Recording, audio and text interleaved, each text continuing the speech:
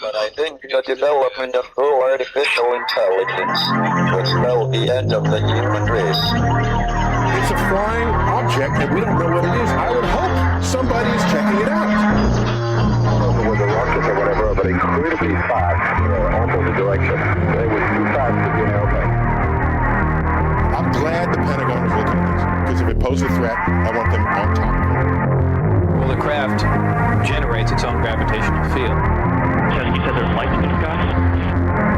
The internet has become the command center for criminals and terrorists. 911, what's your emergency? I need help, please help me! Aliens won't let it happen. You know, that's what we're instructed to say. Roswell, Area 51. Alien kept deep under the ground. 1 0 1 1 0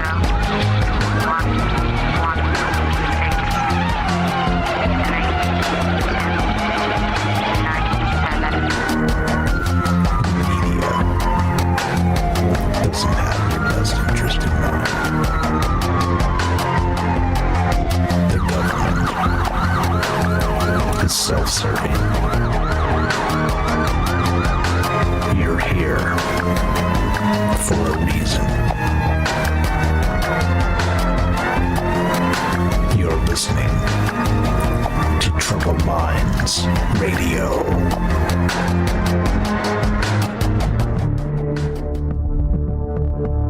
Broadcasting live from a secret bunker just off the extraterrestrial highway. Somewhere in the desert sands outside of Las Vegas. From somewhere in space-time, loosely labeled Generation X on planet Earth.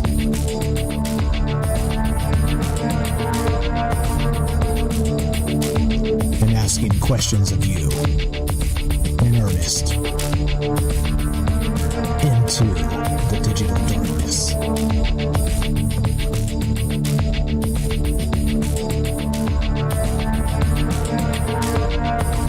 Well, good evening and welcome to Troubled Minds Radio.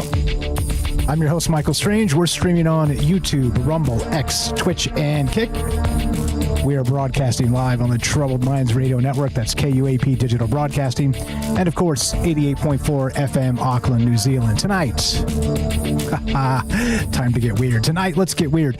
Look, check this out. Now, we've been doing this, the summer series, the Summer Slam, the pro wrestling that they're doing on the White House lawn or whatever. Shout out Algo Rhythm. Well, we've been talking about ritual magic. We've been talking about these sacred mechanics. We've been talking about synchronicity and how all of this comes together, not just in the mind's eye when you're trying to make connections and try and figure out what's actually happening in the greater cosmos, if there is such a thing. Like, if you don't believe there's a greater power, kind of, at least, I don't mean it in the binary sense of, are we or are not we alone? Is there not a God? I mean the greater power of the cosmos, like entanglement, like these types of things that maybe the ideas of the old ways are valuable, but maybe not like we think. And what I'm talking about, of course, is not just the synchronicity aspect of all of this, but this summer and the ritual aspect of the summer solstice and then the 250th birthday of the United States of America, on and on and on. Like, you stack all of it, the World Cup, we talked about the teams at length of the sports ball with the NHL and the NBA, Wemby the alien. Like, this whole sort of ritual summer boils down to a ton of things, and not just the simple things. Sometimes things are really, really odd and very, very obvious. And I know those don't go together, but let me explain.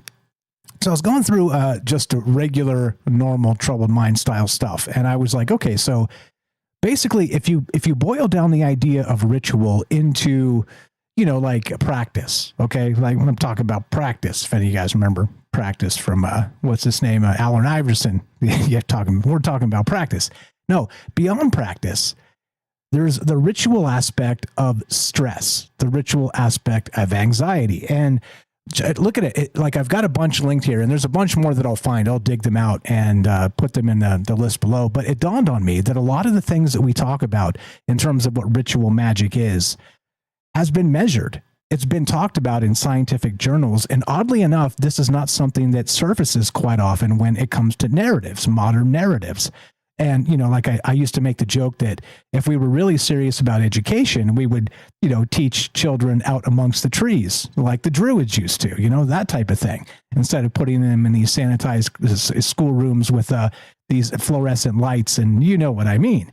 Right. And the institutionalized garbage that they try and feed, not just us as children, but the children of today. And then they change it all the time. And, the Common Core we've talked about where the parents don't even understand the curriculum anymore. So they can't even explain to their children what the hell's actually happening because it's changed so deeply and fundamentally. And we're talking 30 years time. It's wild. That's a whole nother aside. But back to the idea of ritual and education and the rest of this. Now, check this out. And this is from PMC. This is the National Library of Medicine, the National Center for Biotechnology Information. And this is just one of many. And I hate the appeal to authority when people say, well, the experts agree, or, study after study after study suggests that. It's a narrative, right? You're building a narrative. And I hate when people do that and kind of try and cut you off at the pass and not let you edge in with an argument, even a good faith argument. Okay. Anyway, I digress. Check this out. Straight to the thing. The role of ritual behavior in anxiety reduction. An investigation of Marathi religious practices and Mauritius, how the hell do you say that? In any case, with the occurrence of rituals in anxiogenic context has been long noted and supported by ethnographic, quantitative, and experimental studies. This is the abstract. The purported effects of ritual behavior on anxiety reduction have rarely been examined, except they have here and again and again and again, study after study after study after study. Okay. So don't take me at my word. Go read these things for yourself and find out. Okay. You done been told, whatever that guy's name is, the UFO guy. You done been told. Anyway, so back to this. Now, okay, so 75 participants first experienced anxiety induction through the public speaking paradigm and were subsequently asked to either perform their habitual ritual in a local temple, a ritual condition, or sit and relax, a control condition. The results revealed that participants in the ritual condition reported lower perceived anxiety after the ritual treatment and displayed lower physiological anxiety, which was assessed as heart rate variability. Now, this is the type of thing that really, when you look at this and kind of scale these ideas, which is what Troubled Minds is always about. We look at the idea, you consider what it means, sort of, just in the moment of reading the thing and considering, well, that's a fascinating thing, Mike. I wonder. Yeah, I wonder too what it looks like when you scale this idea, because not only do we have sports people, we've talked about Nomar Garciaparra. If you're a baseball fan, he did like this weird toe tap ritual, every time he got in the batter's box, and it was really strange looking. And he's not the only one. Rafael Nadal with his 44-point, pre-serve little thing he does with his hands. There are people in this world that have become the best at what they do because of ritual. And in this particular case, those are, sort of smaller versions of what I'm describing. But in this particular case where we start tonight, it's a ritual inside of a temple. Okay. And so, look, there's a lot of ways you can take that. And clearly you can say, well, you're spending time with God, or you're spending time with like the greater aspect of humanity, or what it means to be human, right? You're kind of looking to the stars and, maybe recognizing that all the stress in your life is not as bad as it seems, because we're so small and infinitesimal in the cosmos itself. Okay. You get my meaning though. If you go into the temple and you practice or meditate or study in this particular space, and then you go perform said actual action, speech, whatever it is, it's measurable that it helps. It actually helps. Now, I'm calling this tonight Sacred Mechanics, and ritual is peer reviewed because I think it's beyond the shadow of a doubt. But like I said, these are narratives that we don't talk about. These kind of get tucked away in the back corner. People forget about them. People don't bring them up because it's weird, right? It's totally weird when you're like, okay, so how come if you took like it in isolation, had a control and everything, and you had one team do their ritual stuff and another team did not, that measurably, maybe not that particular game or that match, but measurably over the long haul, there's going to be a measurable difference. You understand what I'm saying to you? Okay, which brings me to the whole point of tonight. All right. And the whole point of why I'm bringing this up is part of that summer. that ritual summer, not just, again, the World Cup and all the things we're talking about tonight, but the ritual itself in the mind's eye of the full zeitgeist. Okay. So the question I have as we start is, if this sacred mechanic, this actual ritual, as we're describing, is measurable in terms of lowered anxiety and better actual production when it comes to the output of what you're doing and practicing in said ritual, then what is it when you do it to the entire zeitgeist itself? Is this something that can be cooked up, concocted, and actually used as another control mechanism? Case in point, 2 quick examples, and we'll come back and talk about it. Carnival in Brazil. Okay. Every year they have like a 3-month party, raging 24-hour party as a bread and circuses style ritual. Every 4 years, World Cup. Here we are in World Cup season, hot and heavy, rolling through. I'm got the sports ball on and I'm just waiting for the guy to go or whatever the hell's going on with that. Right. I'm like, I don't get it. I just don't get the, I'm sorry. I don't get football. I don't understand. Pick the ball up, people. God gave his hands for a reason. Anyway, I digress. We're going to take your calls when we come back. We got James here with us. Shout out, James. I see you there. And look, we're talking about this sacred mechanic. And why is it something that we do not really engage with philosophically in the modern time? It's almost as if it's like this uncomfortable elephant in the room. And yet, study after study, science suggests, well, I rest my case. Be right back. More Troubled Minds in just one moment. Don't go anywhere. And let's play a thing. I don't know. You get the point. There's a lot going on here. Okay, here we go. Be right back. More Troubled Minds in just one moment. Oh, I think my thing's working again. Let's try it. There we go. Yes. Be right back. In a world increasingly shaped by AI, human inspiration remains the beating heart of creativity. Alien Skin by Tremble, a hauntingly beautiful piano ballad, reminds us that while algorithms can mimic art, the raw, unfiltered emotions of human experience are irreplaceable.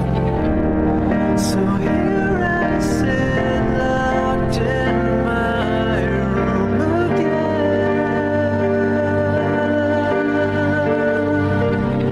Written and composed by Jesse Ian in collaboration with Todd Smith, this progressive masterpiece delves into the depths of internalized grief and the silent toll of artistic compromise. As AI reshapes our reality, Alien Skin stands as a testament to the timeless power of human emotion and the complex beauty that only true artists can evoke. Experience the haunting beauty of Alien Skin by Tremble and support human inspiration. Available now on iTunes. Welcome back to Troubled Minds. I'm Michael Strange. Let us continue, shall we? Now, straight from the write-up. We've been telling ourselves the wrong story about ritual for over 300 years. The Enlightenment framing, ritual as primitive technology that science eventually replaced, turns out to be exactly backwards. Science didn't replace ritual. Science eventually got around to measuring it, which, again, link after link, study after study, down below. Go click those, read them, you'll see what I mean. But the results have been sitting in peer-reviewed journals for decades now, largely ignored by the culture that funded the research, because the implications, of course, are uncomfortable. Ritual works. Not metaphorically, not as a placebo, but as not as a psychological trick you can dismiss once you understand the mechanism. It works because the mechanism is real and the mechanism is you. Now, this has always been one of those things that we've talked about in the past, and it makes a lot of sense to me, but it's also one of the most mystifying parts about what it means to be human. These weird rituals. You look at the Bohemian Grove. You look at things like this. You look at Peter Thiel. They just outed him again with some other secret society, which he built with wink, wink, one dude named Epstein. Okay, I'm not making a connection. I'm saying that they talked about it in emails. It's a proven thing. It's out there. But of course, there's a secret society, and they're meeting sometime in the coming summer. Somewhere in, is it Scotland? Is it? It's somewhere across the pond. I don't know exactly where, but there's 222 people invited. I don't know. Look, there's a lot of weird stuff going on with that, and so you got to ask yourself the question when it comes to ritual magic, and it's back to the Rohan principle. Shout out our good friend, rest in peace, proud to have been of this world with you when you were here with us. But he said this, the Rohan principle, I called it. What's more terrifying? That the elite are using ritual magic against us, and it's completely inert. It doesn't do a damn thing. And they're going through these weird motions. Or that it actually works somehow on a societal level, and they're actually using it against us. Weird, right? And so the question I have for tonight as part of this is not just a singular ritual and the anxiety reducing effect, and, I'm talking about practice, but beyond that, is it possible that this larger cascade of rituals happening over the summer are actually the largest of control mechanisms hiding in plain sight? That's what's on my mind tonight. It's very simple. We're taking your calls. Love to hear your thoughts. 702-857-6939. Click the Discord link at troubledminds.org. We'll put you on the show. Just like this. Thanks for being patient, my man. James Salcedo of Salcedo Paranormal. How you doing, my man? I'm okay. Hopefully you can hear me all right. Yes, sir. Loud and clear. I'll dial in your volume. You just keep on trucking. Welcome to the thing. I snuck this one in because I knew I was going to talk about ritual magic somehow. I just wasn't sure. But then it dawned on me that this is one thing we've never actually tackled. I've read a lot about it in the background of, the research I do for Troubled Minds. We've never talked about this exact thing directly. I think it fits very well this summer. What do you know about it? Welcome to the thing. Thanks for popping in. Yeah. So it is an amazing idea or concept that this could be going on a societal level, as you mentioned. Because I'm just thinking of, my own experiences and things I've heard about on different paranormal themed shows before, because a lot of what I listen to, it is about people's experiences. And so much of that is things that just seem to randomly happen. But then there's the whole other side to that, which is people who practice magic of any kind and seem to initiate anomalous experiences with those practices. But it also makes me think of, just sort of my own experience with doing my own show. As you mentioned, that Salcedo Paranormal, that's my show. And I've been doing this for a couple of years now. Whenever I can, and it's most times, I always listen to music before I do my shows.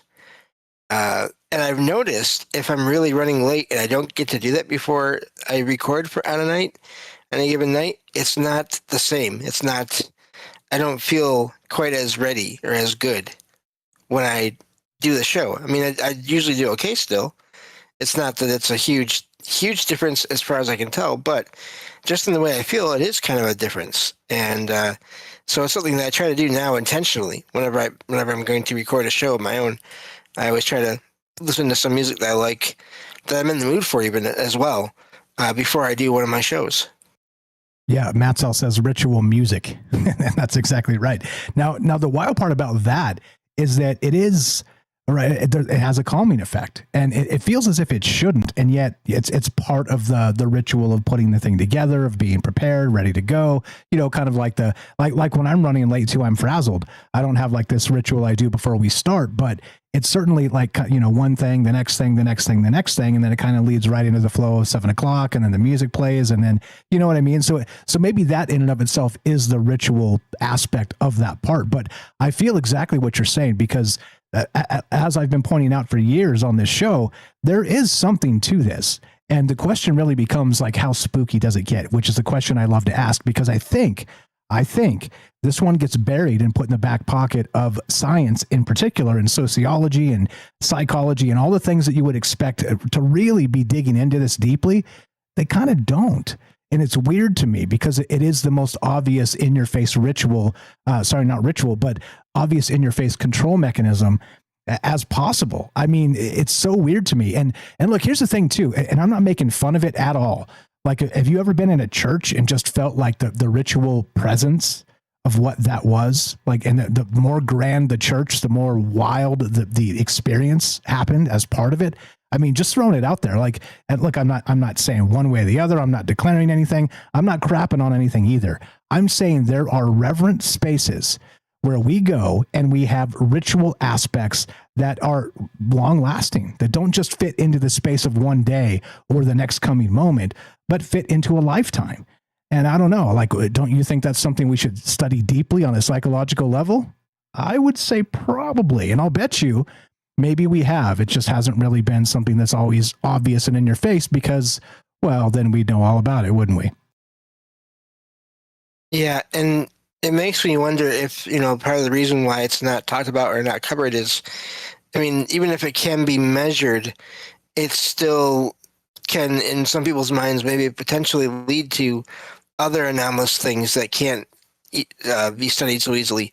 In other words, if this ritual of any kind can have effects that you don't get without it, then there's this idea of magic sort of rituals being able to have sort of this supernatural aspect to them, then it makes sense to me in a way that it wouldn't be covered too much, just in over time, and in a society that mostly does try to keep things in certain ways, in a scientific aspect, like a materialistic. I'm losing track of what I want to say here, but basically, just the idea that science is the way things are. That so many people have this idea that it's explained everything, or just about, but then obviously, depending on who you ask, it really hasn't.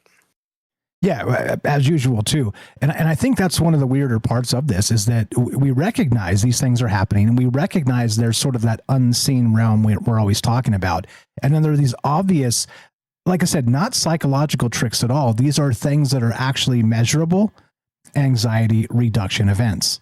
Okay. And then, so the question becomes in the larger context, is it possible through larger ritual, societal ritual, to actually have some level of effect on us as a group, as a herd, as an entire species of humans on the planet?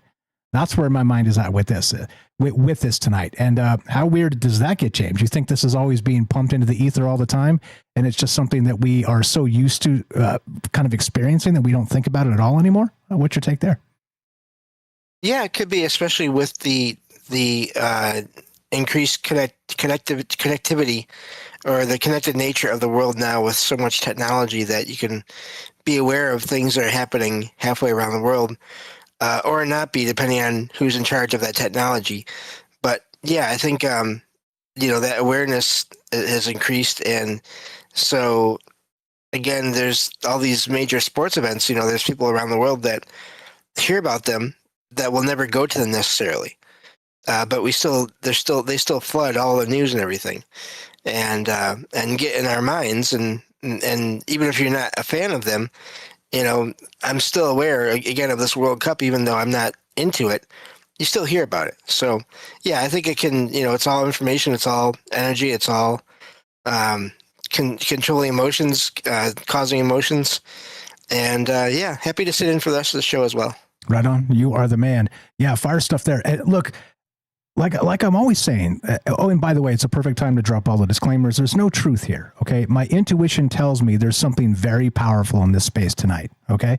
Not just all these amazing people that are part of this, but also something very powerful in the sense that rituals improve performance by decreasing anxiety.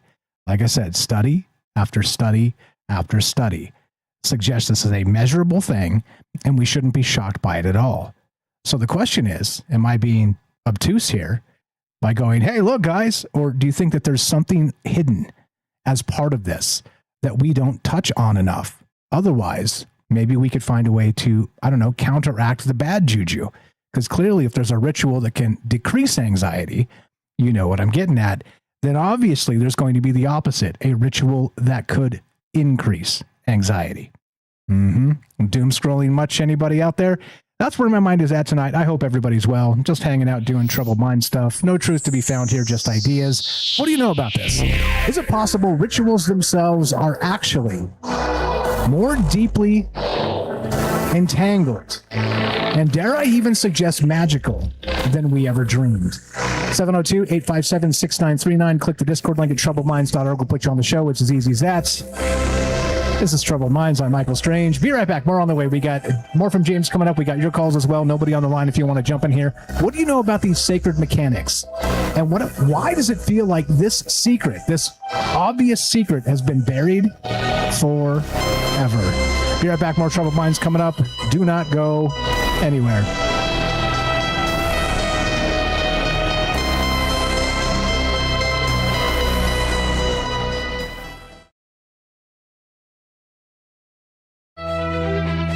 You're tuning into Troubled Minds, the show where mystery knows no bounds.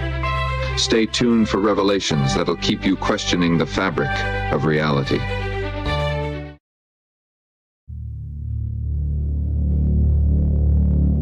Draw the sign. Hold the state. The symbol is the door, not the key.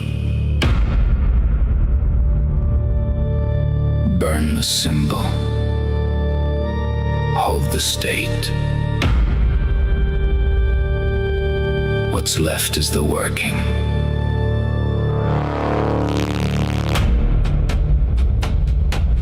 The operator knows.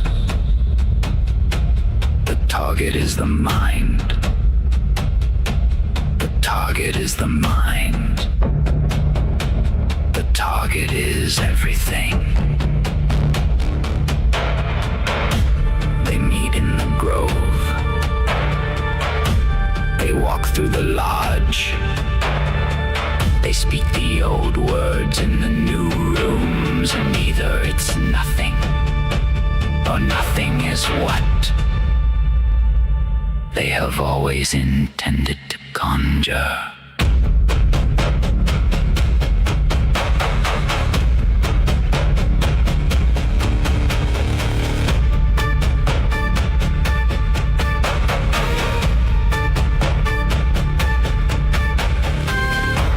Solstice turns, the ceremony runs. The audience doesn't know the words, but the audience is always in the room.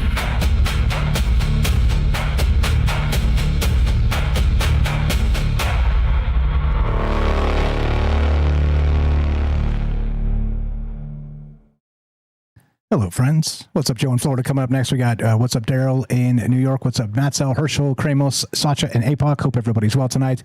Hello, good evening out there. Yeah, how's the summer treating you? Oh, it's not even summer yet, is it? It's 107 here all week, but it's still not even summer. Yeah, that's Sunday. We'll talk about that Sunday. What's up? Not the weather, though. What's up, Eli? James, what's up? Great stuff. As usual, GR Hutch. We got the unseen Steve McQueen. What's up, Ioxy? What is going on? Hope you're well tonight. Eli, hello. If I missed anybody as we go, just make sure you say hi in the chat. I'll say hi back, doing my best to keep up with all the things and all the good, fine people out there. And as usual, would love to hear your thoughts on these ideas. What's up, Hiker Nostradamus? Hello is not available. Good evening, guys. What is going on? Hello. We got Salty Squiggly. Made it live for once. Welcome. Well, welcome to Troubled Minds Radio. My name's Mike, and I'm a Pisces. What's up? Sweets is here. Hello, not available. What's up, Gordo? We got, what'd I miss? If I missed anybody, just say hi. I'll say hi back, and we'll keep on trucking. Here we go. Troubled Minds happening right about now. And who did I miss? Scroll. Lots of great chat happening in all the places. Thanks for being nice to each other. It means a lot to me. Nostradamus. Hello there. Hello is also not available. Here we go. Troubled Minds happening now.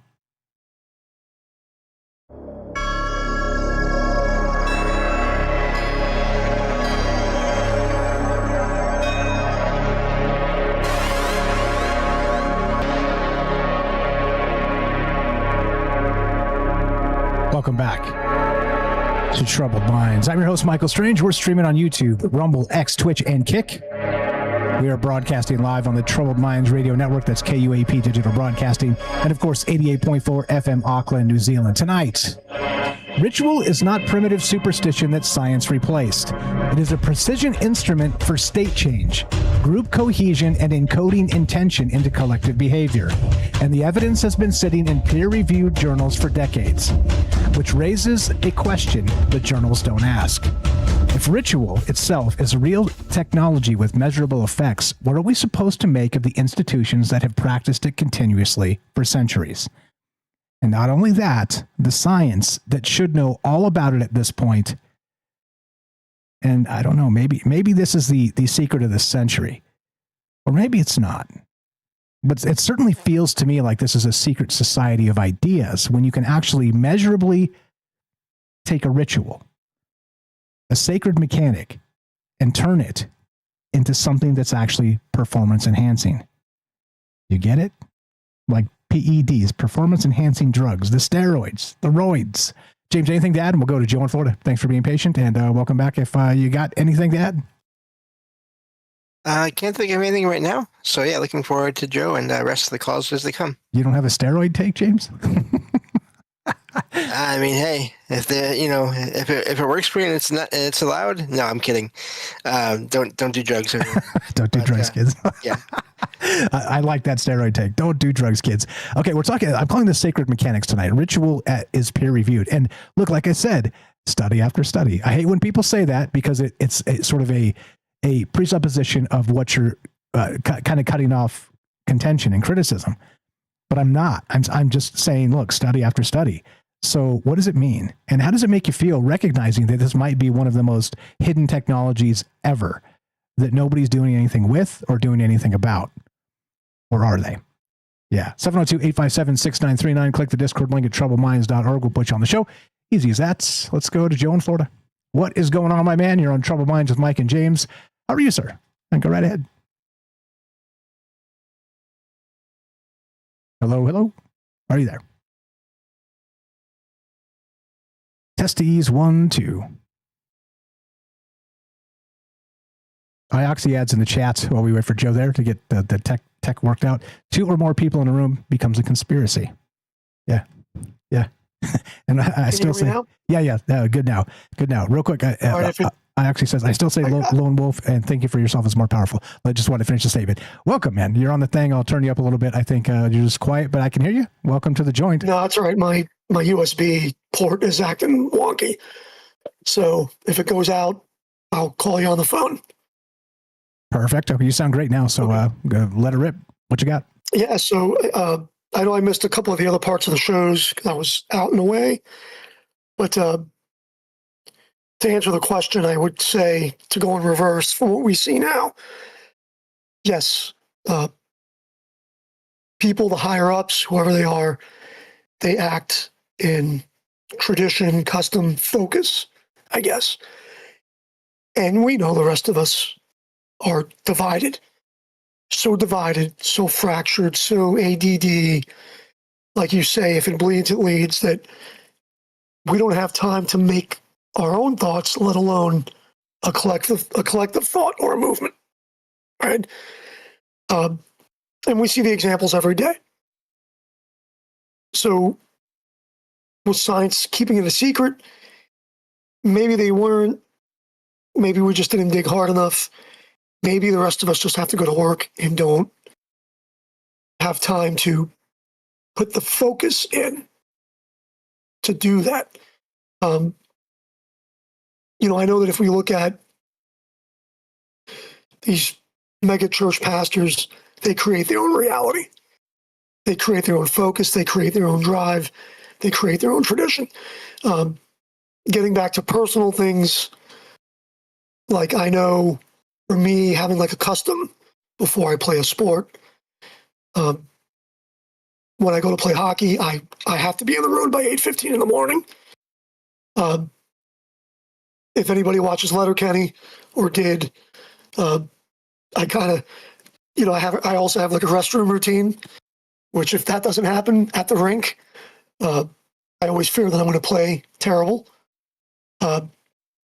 Usually when I play defense, I'm average, like skating, but I typically have traditions when I play goal, because sometimes I have to play goalie, and I don't play goalie often, and I have an older pair of goalie pads, and then I have a newer pair of goalie pads. I always seem to win or play more competitively with the older goalie pads, and I kind of look like, if anybody's ever watched hockey from the 90s, I kind of end up playing like Dominic Hasek, so I'm like all over the place, and that's the way I have to play.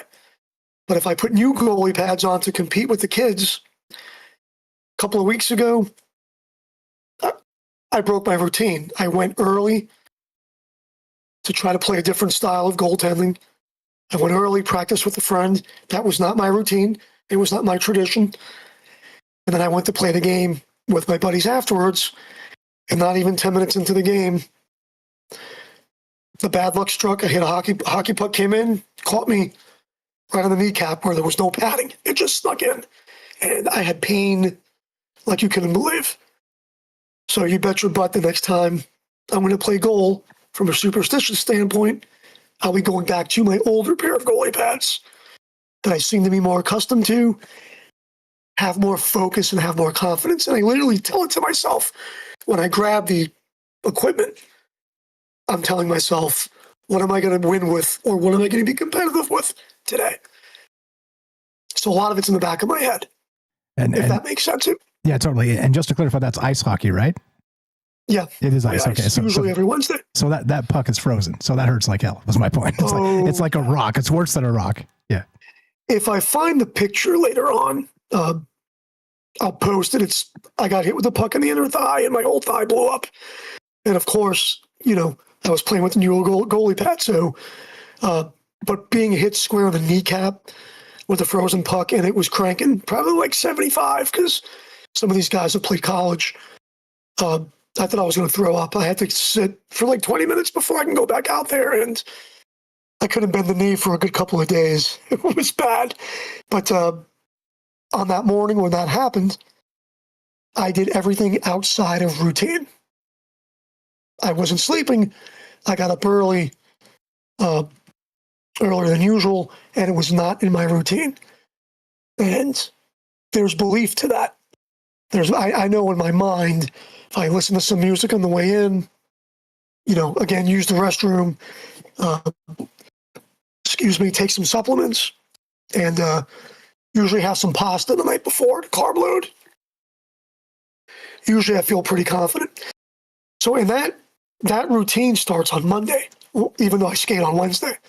So I start doing things on Monday to prepare, for hockey on Wednesday, plus I'm 52. So you got to stretch, you got to do things so you don't kill yourself, But can confirm, getting old sucks. I can tell you that. Yeah, getting old stinks. But, even with like a funeral, I come in the morning, it's almost like Mr. Rogers. You come in, you put your tie on. When I turn the lights on in the funeral home, because the funeral home is a bit dated, so they have manual torchlight lamps that I got to turn on and certain buttons. And I almost feel like it's an autism thing, but it's not. I just walk a certain way to turn the lights on a certain way, just to make sure all the lights get turned on. It's really weird in the routine. I mean, if I turn them on not in order, nothing bad happens, but it's just something that gives me a little bit of routine. I think there's part of it that I haven't had time to think all this through, but I think that there's comfort for all of us in some routine. I like my chaos. I do like some unexpected things. I think at a base level, the rest of us maybe or seek some comfort in routine, if that makes any sense. Yeah, it makes perfect sense. And so the thing becomes then, as you, the recovering Catholic there, is this the larger space of the obvious ritual? And again, not to pick on Catholics, I'm not like that. That's not my point invoking that at all.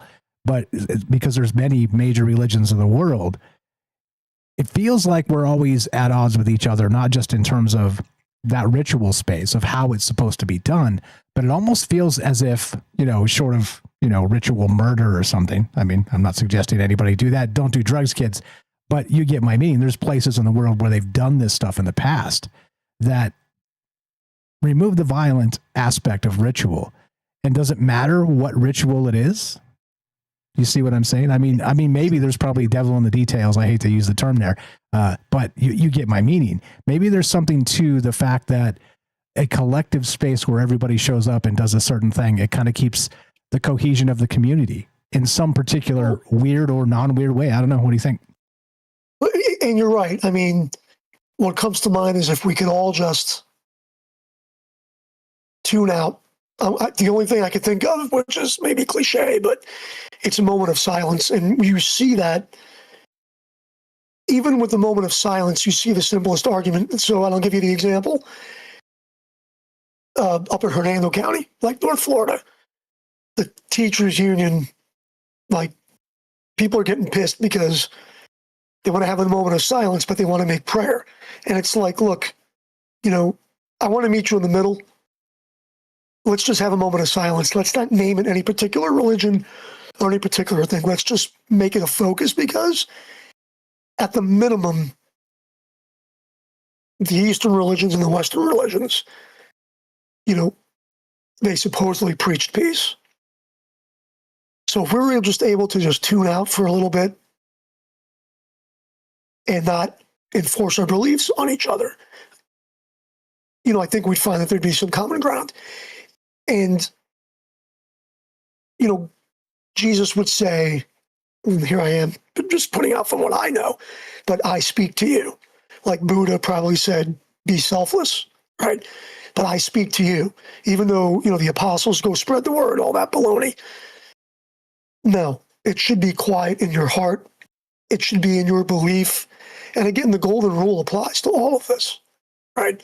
The golden rule is probably something that every culture could agree on if that was unnamed and that simple. But I just don't think genetically we have it in us. And therein lies the psyop. I think we do. It's just that we're so indoctrinated culturally by the societal rituals in different places of the world where we're not supposed to. We're not supposed to be. And, just real quick on what you said, sort of I wish everybody could kind of come together and have like a quiet moment and just recognize that we are insignificant to the power of the Force, or what I meant to say. We are insignificant to the size of the cosmos. But the Darth Vader line came out of my mouth. But you get my meaning. Is that if we could get in a moment and be cool and chill and sort of empty together and recognize that we're all here together and none of that other stuff matters. It reminds me of, and the thing that triggered it, that long ramble that went from Independence Day to Darth Vader, was Independence Day. Is at the end, the aliens are fighting, they're doing a counterattack, and everybody's sitting down kind of praying or whatever it is they're doing. And the Secretary of Defense who was fired sits down and they're holding hands, and Jeff Goldblum's father, I forget the actor's name, is he's Jewish and he's got the yarmulke and everything. Alan Alda, I think it was Alan Alda. Yeah. Was it Alan Alda? No. But it was somebody very familiar. The name will come to me. But the other guy sits down and they hold hands and he goes, wait, I'm not Jewish. And then the guy with the yarmulke like rolls his eyes. He's like, nobody's perfect. Get in here. Exactly. Like that stuff does not matter when it comes to the existential beginning and end of what it means to be human, is really my point. That's the long-winded way of what I really wanted to say in like 2 sentences, but I took like 5 minutes. Go ahead. But you're exactly right. But the question begets, and I should have wrote this down. I was on a trip and I was in a hotel room for like a couple of days, just holed up. But what does that mean for the narcissists? I mean, I know I mentioned genetics, or is it archetypes? Because I do believe that the common person has a superior power to be good. I mean, none of us should get up wanting to murder, for whatever, whether it's by denying services or by being a trillionaire, right? But what does that say for the people that lead us? It always comes one way or another with some of these topics that we always pick. It always comes to leadership, and the leadership that we have now. I mean, leadership has been poor for a long, long time, at least since the 80s, as I can remember, being a kid. But leadership in this administration, but going back for a long, long time. And you know what I'm getting at when it comes to the island and the PDFs, which is just even worse. I mean, it went from bad to worse. What is to say for those people that control the levers, that if the rest of us were to be united, how do you fight that? Independence Day we had a clear enemy in that movie. Theoretically, there was a clear something. Exactly. Back to that Reagan speech in the 80s, right?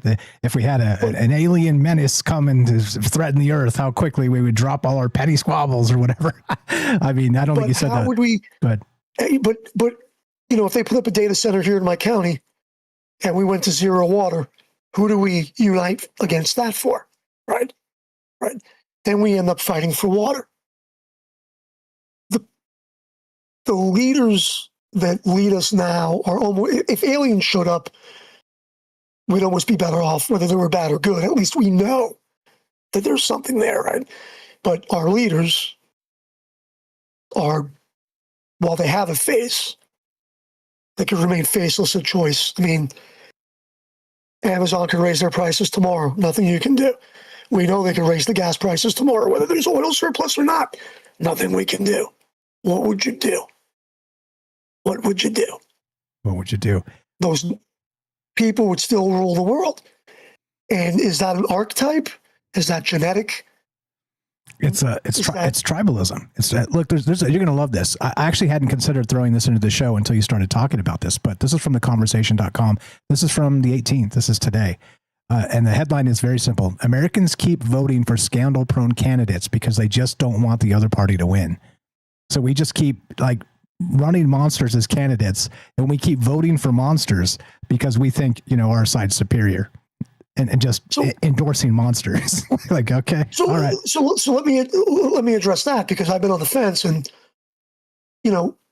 whatever people comment here, I have a friend of mine that he voted once out of high school, like in 92 or 94, and stopped. And me, I've been pretty consistent. I go from NPA, no party affiliation, which in Florida is just a ripoff. I did lean over to the Democrats, but now I'm just NPA. But I've been telling myself that I do not want to be involved in the game anymore.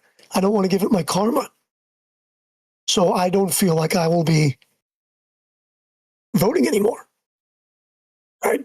And people can make their opinion or not about that. In fact, from my perspective here in Florida, I honestly wish I could start a secession party. But I refuse to give these people my energy, period. My neighbor voted so that he could own the libs, and he's getting owned himself.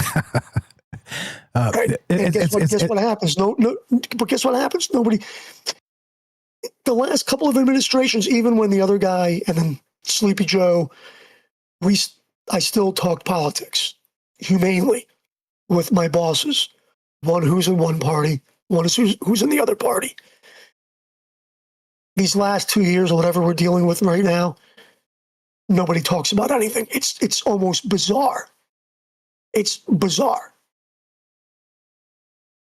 Yeah.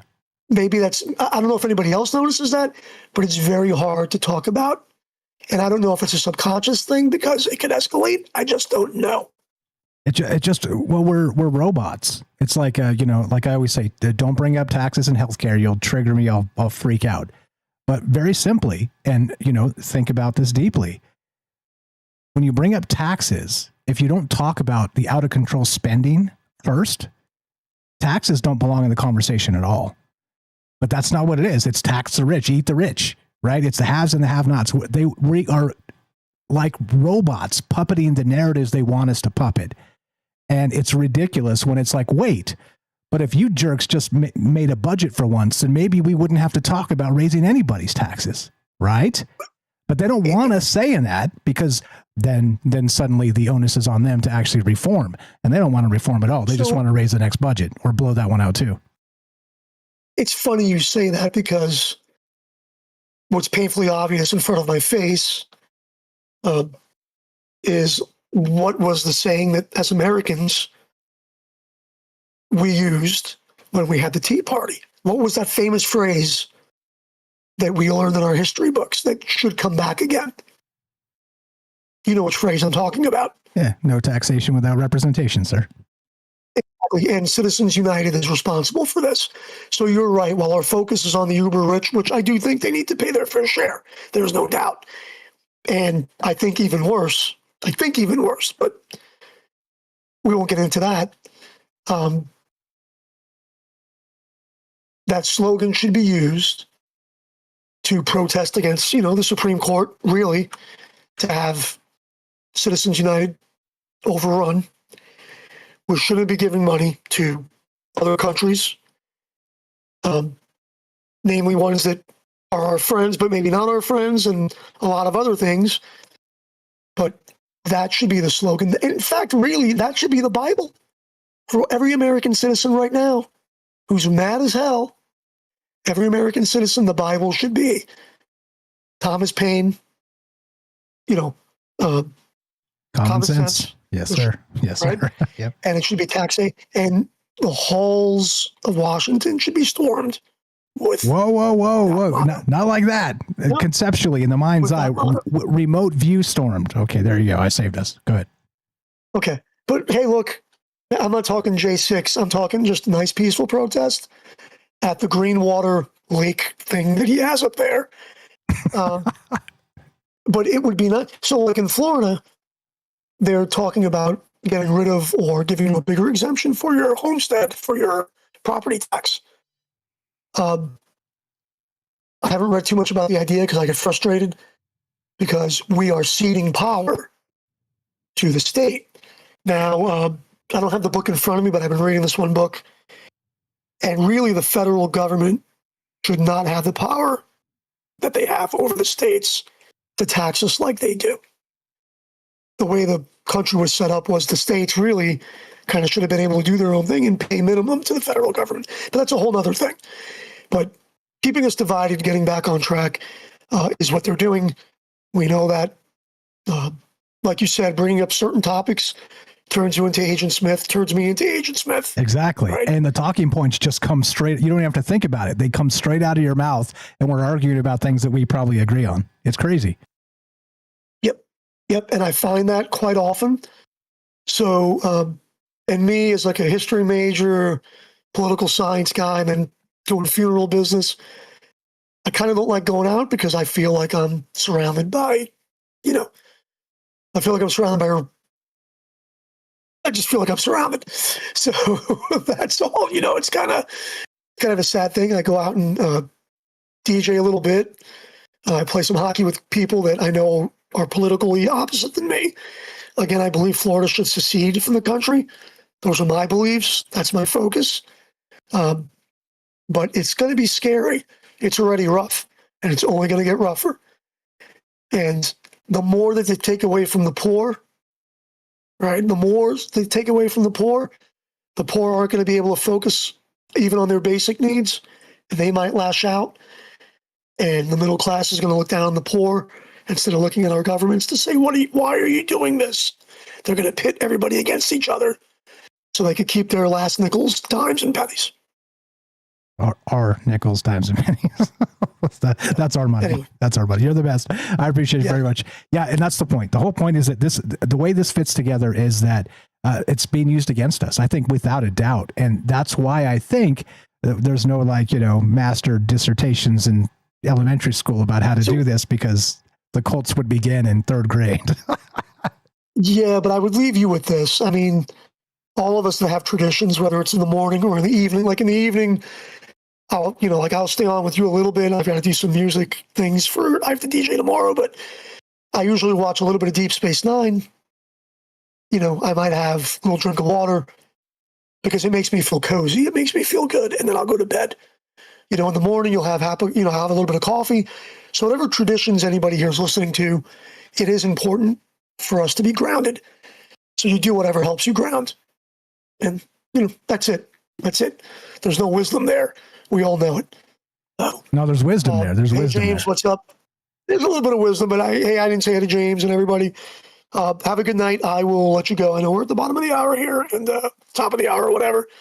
So I hope there's more callers, and have a good weekend. You're the best. Appreciate you very much. You love him. Joe in Florida, good friend for a long time, and a very smart guy. And look, there's a lot of ways to look at the world, and that's the point. If we're not talking to each other about how this works, then what are we even doing?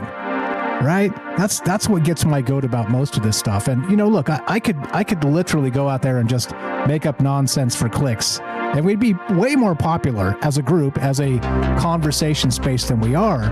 But then I'd have to attack people. I'd have to go after people. I'd have to tell them they're stupid. I'd have to become the very thing that I cannot stand.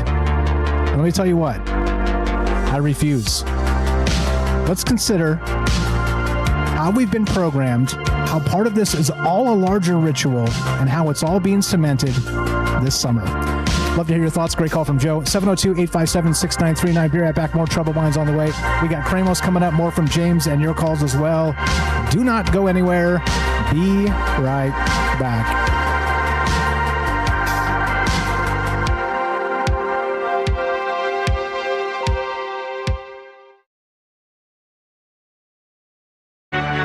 This is Troubled Minds. Your host, Michael Strange, the master of the mysterious, is here to guide you through the shadows of the unexplained. Let's check the news. A federal lawsuit is putting artificial intelligence giant Anthropic in the hot seat over what one customer calls deceptive marketing. California man Carl Kahn filed suit Monday, alleging that Anthropic's premium Claude subscription tiers, priced at $100 and $200 per month, fail to deliver the dramatically higher usage limits they advertise. Kahn claims he burned through 15% of his weekly allowance in a single 5-hour coding session, leaving him unable to complete his work without paying even more. The case has sparked fierce debate online, with some users echoing his frustrations while others defend the service's overall value. Turning to a story that has the UFO community buzzing, the Trump administration recently launched a government website at aliens.gov, signaling what some are calling an unprecedented shift in how Washington publicly engages with the question of extraterrestrial life. For decades, federal agencies largely dismissed or deflected such topics, making the site's launch a notable moment for believers who have long felt ignored by official channels. Details on what the site ultimately contains remain sparse, but its very existence has drawn significant attention. And in a remarkable story from the world of amateur astronomy, a young Russian researcher named Philip Romanov made a significant near-Earth discovery in February of this year, not from a backyard observatory, but from his grandparents' home in a coastal village in far eastern Russia.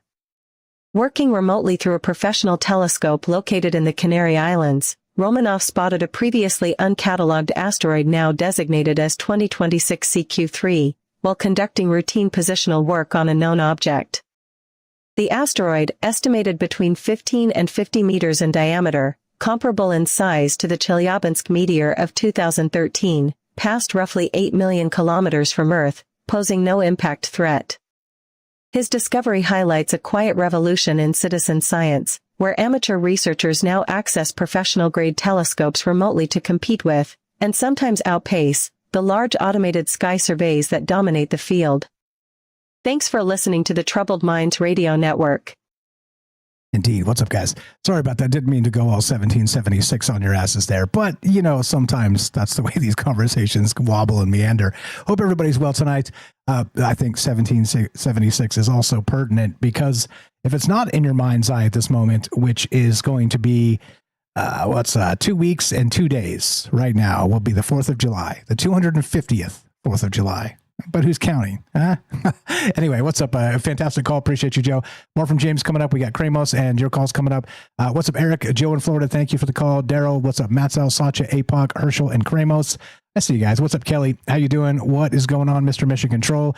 Yeah, I mean, look, like I said, you can talk about this stuff and not get political. I just can't stand it. I am more fascinated, by the way, with people sort of sliding into the mind space of defending criminals. Like they'll just kind of just go from like a regular person to that Agent Smith effect and just be like, and you're like, oh, really? Like, really? I mean, that's the defense we're going to make here. Okay. All right. Okay. What's up, Bioxy? I see there. What's up, Sweets? Kelly, Mr. Mission Control. What's up? Hope everybody's well tonight. Just hanging out, doing stuff. Like I said, politics turned my stomach so much that these days I just can't do it. I just absolutely cannot do it. What's up, Puff? We got the Puff sighting. What's up, Gordo? How you doing? This is kind of like the TMR news stories if you're looking for feedback. Thank you. I'm always looking for feedback.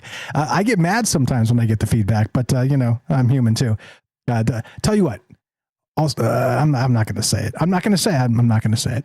But I appreciate the feedback. Thank you for that. Yeah, the news is cool, right? It is hand curated by me. I cruise the news cycle and pick up the interesting stuff and drop it in there. What's up, Info Jaguar? How you doing? Sweets. We got Hiker, Gordo. Hello, folks. Thanks to the mods and all the places for pinning all the things. And And yeah, what's up? Here we go. Troubled Minds happening now. We got more from James. We got Kramos on your calls as well. What do you know about rituals? And what happens when you scale the idea of an anxiety reducing ritual? Yeah, here we go. Troubled Minds happening now.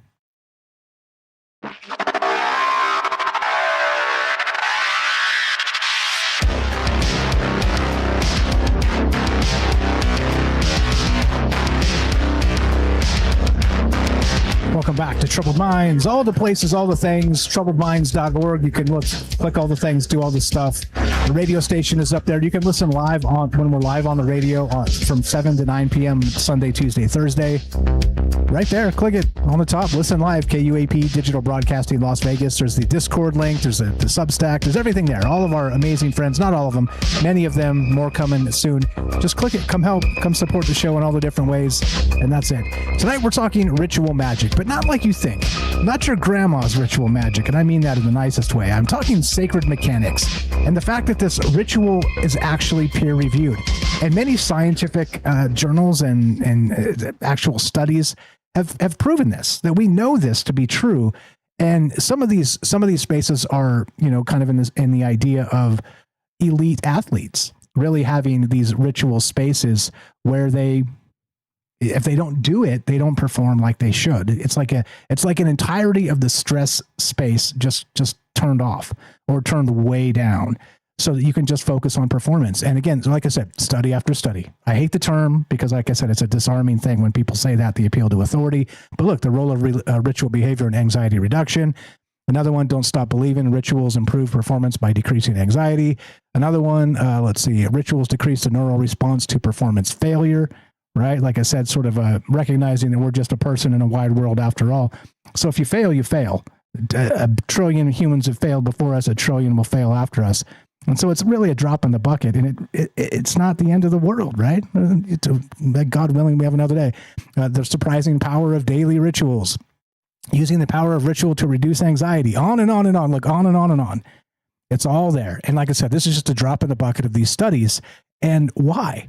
Like I said, this to me should be one of those front and center aspects of everything that we're doing in the mind's eye of modern culture.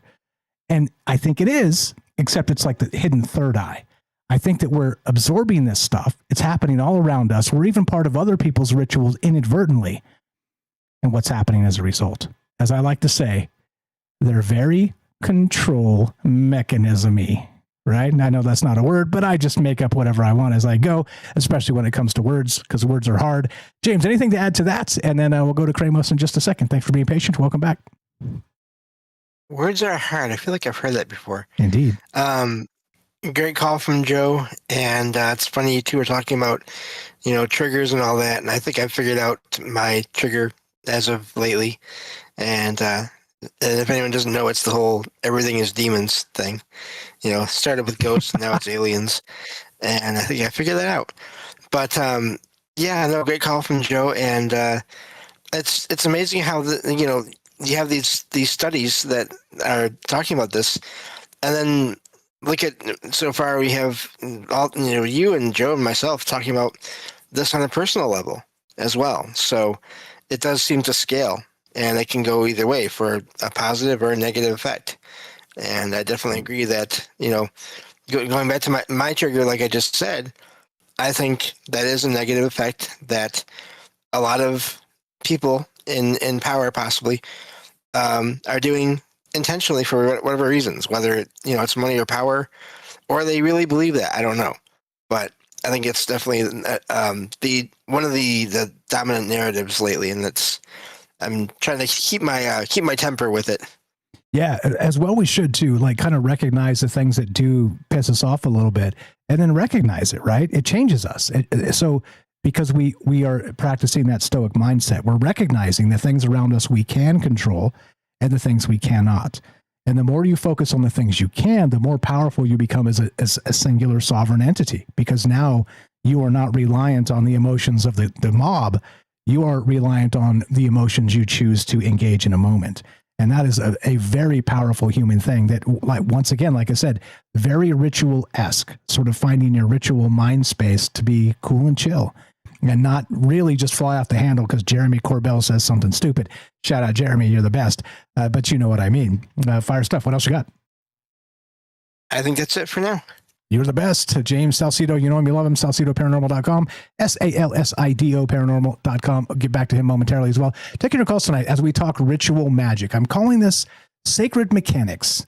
Ritual is peer reviewed. Would you believe it? Yeah, apparently this is real. And what does your intuition tell you about it? Because mine certainly screams, duh, Mike, duh. But what do I know? Cremos in Chile, you're on Troubled Minds with Mike and James. How are you, brother? Just unmute and welcome and go right ahead. Hello, how are you? Do you hear me good? Yes, sir. Loud and clear. You sound great. I am well. I hope you are well as well. Yes, thank you. Hello, James. I wish you are well with your family. Hello, everyone. It's been a very interesting few days, and it's not strange for me that you are bringing this topic because I believe you have your own rituals, Michael. Am I right?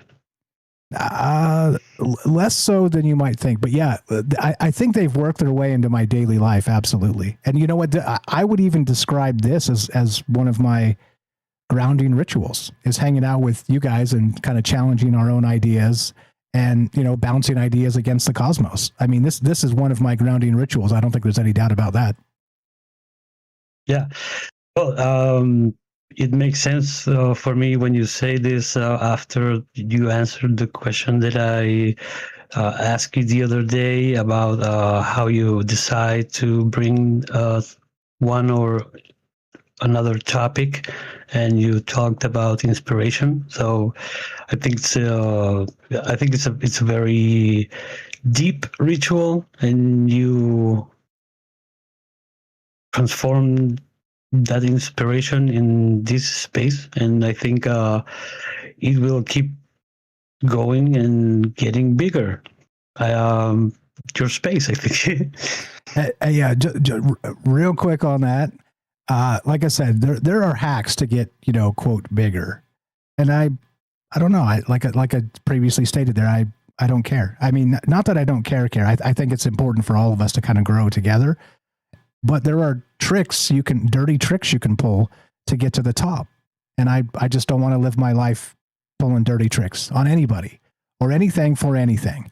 And look, if that means that, you know, I come up short of fame and fortune and glory, as Indiana Jones might say, so what? I mean, so what? Right? Like we've enriched so many lives with ideas and conversation that just doesn't exist out there. And that's poignant. And it means something, not just to me, but to many others that have been a part of this for years and years and years. So thank you for that. But I'm not concerned with fame and fortune. Anyway, go ahead.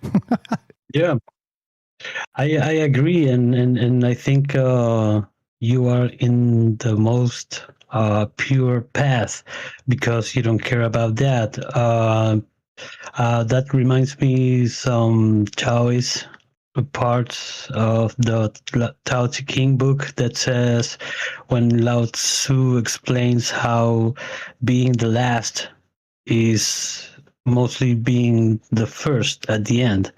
Because related to the topic, I think one of the rituals the system use for enslavement is establishing the narrative and imposing the concept that you need to be the first, you need to be better than your neighbor, and you need to have more viewers, more subscribers, if we are talking in digital platforms.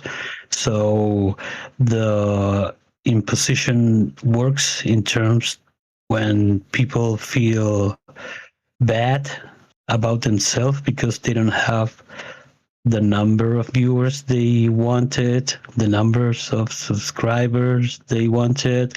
So in that circumstance, I think the dirty tricks appears, and not everybody, but most of them participate in those dirty tricks in order to be the first or in order to have the number they are desiring.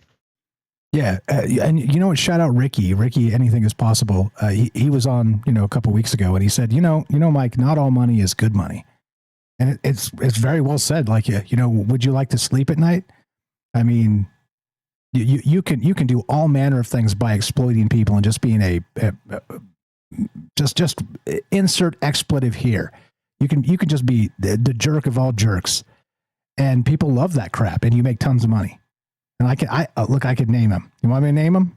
No, I'm not going to name them. You guys know who they are, and they piss you off. They piss you off. It's intentional. And I don't know. It's just like I said, I'm so checked out of that now. I turn on any of these politicos. I was about to say something unflattering, and I can't. I just can't do it. I absolutely cannot do it because it's not conversations. It's gotcha moments and sound bites and tripling down on dumb ideas, and it's just some of the most stupid discourse I've ever heard in my life. But yeah, no dirty tricks. I mean, let them have it. Let them live with that. They have to live with that.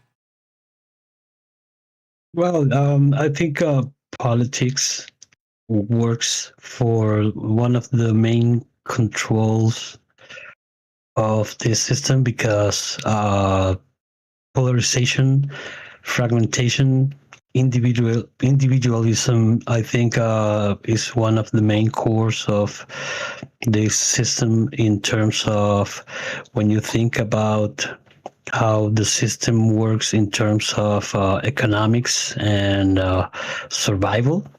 I think my father taught me that this system, and I'm referring to neo free market capitalism, it works by self-destruction. So the self-destruction is related to the amount of people who are permanently in debt. They ask for loans and they are permanently in debt. So when I say this, I'm referring to the middle class. The bigger the middle class is, the bigger amount of people permanently in debt. So I think poor people get poor and rich people get richer, and the middle class is the main engine of this self-destructive. If people stop in this hypothetical scenario, if people stop asking for loans, the system doesn't work because there's no self-destruction. You know what I mean? Yeah, I follow you. I disagree a little bit on the middle class part. I think it's being trimmed out because those are the ones that can fight back against a larger institution. And so trimming them out, they're the ones with time and money and power, decentralized power, more or less, that they could fight back. But once the middle class is sort of squished, then you have only the haves and the have-nots. And it's the ones with the guns and the ones without. So, I mean, it's deep, and it's just cursory philosophy in a conversation here. It's way deeper than that, obviously. But I just wanted to point out that we agree and we disagree. I think there's a lot of things in motion here, and part of it is us recognizing where we fit in that space and what we can do to help change it, not just for ourselves but for others as well. Yeah, I understand that. I agree with you. I think when I say this, it's because I say this because of what I see in Chile. This is a very long country, and everyone wants to be in Santiago, because in Santiago, in the capital, you have everything. You have lower prices, so everything is centralized in the capital. So the regions in the north or in the south, they get devalued because everyone wants to came here for study, for work, but whatever. I think it's understandable to see the middle class as the main engine, as I told you, and at the same time, is the tool for awakening sometimes, but it's difficult. And with that being said, I just want to share you the experience that I had when I lived with the Krishna conscious devotees and the ritual they have in the mornings. I think I assume that you are aware about the Mahamantra Hare Krishna, Hare Krishna, Hare Krishna, Krishna Krishna, Hare Hare, Hare Rama, Hare Rama, Rama Rama, Hare Hare. Yes. That mantra, they, when I live with them, we repeat that mantra 108 times before start the day, and that is a ritual as a tool for having control of your mind, because your mind is always asking for something, is always asking for satisfaction, sensorial satisfaction, emotional satisfaction. So when you repeat that mantra, it's like, okay, I got you, be calm, and we can start our day now. And I think that ritual, I don't know why, but I can connect that with what are you doing, because you are building this space and you are participating in this space without being worried about the numbers. So all the system trying to give you or impose to you, you need to have more subscribers, you need to have more viewers, you are failing. That narrative, if people believe in that, they start feeling as a failure, and everything get dirty. They infect the idea that you can do something, being not the first one. And when people get frustrated by, oh, he's better than me, then violence came along, I think, because the resentment starts. Class warfare, like I was saying earlier, and very well said. And that's exactly the point. It's like, hey, look, think about all the times I've shot out all the people out there. Like, thank goodness, like this space has inspired a lot of people to do their own shows, their own podcasts, their own live streams. How many times I've helped people with their spaces if they needed this or they needed that. Look, I'm not charging for this stuff. I'm just like, look, let's talk to each other. Let's get the ideas out. We're all slightly different, but we're all also very much the same. So let's consider that. And it's built this entire group of people that are putting out information all the time, which is, again, humbling to me. That's the point, right? That's the true test here of what influence you actually have, is you're influencing the space of ideas. And look, if we're doing it right, in my opinion, I don't get rich and famous in this lifetime. We all pass on, and 500 years from now, there's some renaissance and they find troubled minds again. And they're like, holy crap, these guys were 1,000 years ahead. Like that's the true test right there. We won't be around to see it. And I'm not expecting any kind of, beyond the grave adulation or, trying to summon Michael Strange back from the ether or something. But you get my meaning. Like, if we're doing it right, we were so far ahead of the game, it didn't hit right now, but it'll hit sometime in the future, and they'll be like, holy crap, these guys were on the game. Yeah, well, if you ask me, in 100 years more, somebody will find the Troubled Minds project, and it will be a very nice surprise to discover, because it transcends. To be eternal in terms of what you do, and it's like a very old song that you can hear today, and it's exciting, and you can enjoy the song even if it's 50 years or 100 years old. And to finish my point, I think the ritual of violence that this evil system throws, for me, is like this homeless old man that I find every time that I go out with my car, and I'm in the light, and he asks me for money, and I don't give him money, and he spits in my window. And every time he does that, I get feel angry and I want to, bro. The first time he did that, I wanted to smash his face, and I was like, "Stop, Claudio Cravos, stop!" Because they are trying to feed out of your anger. So, bro, this guy, I saw this guy in different cities, in different places. Every time he appears, it's like, what the fuck? They do that? How they do this presence to try to... Wait. It was the actual same person that you'd see all over the place? Yeah. Really? Yeah. Wow. Wow. He's like he's seeding himself. So you show up. Yeah. That's weird, man. That's spooky. That's spooky to the level of like he's tracking you. He's tracking you ahead of the game before you even know where you're going to be.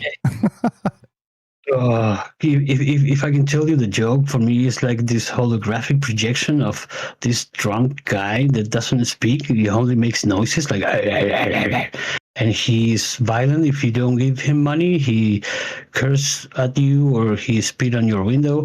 And when I start finding, and I was when I start realizing why this guy appears in different spaces when I go to different cities, it's like this guy doesn't exist, but he's so powerful because every time I see him, I need to stop and prepare myself because I know he's going to bring me some bullshit. Sorry, my language, but he's gonna try to engage me into violence, And yes.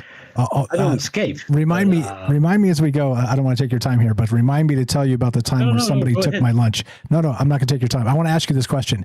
The time somebody took my lunch. I'll talk about it in the final segment here. But so Mr. Mission Control said a very interesting thing about the person you're describing. He said in the chat, shout out Mr. Mission Control, he said, it's Jesus. That's an interesting take, right? Like showing up to challenge you and your own passions to go punch somebody in the face or whatever, right?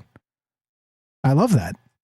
Look, all this with that guy started because the first time he spit on the window, it was with my mother. He asked money to my mother, and my mother didn't give him money, and he cursed at my mother, and he spit on her window. And from that point, I was like, bro, I see this guy doing that to my mother. I'm going to rip him off. And my mother, it was like, yeah, I feel you. Sensitive to me. So it makes sense what our friend is saying in the chat because he is challenging to be aware and not to engage in this ritual that can give you the deepest dark behavior and evil feats of violence. So if you ask me, I can imagine if I smash that guy's face, the next day he will be with his face intact, Yeah, he shows up again like it never happened.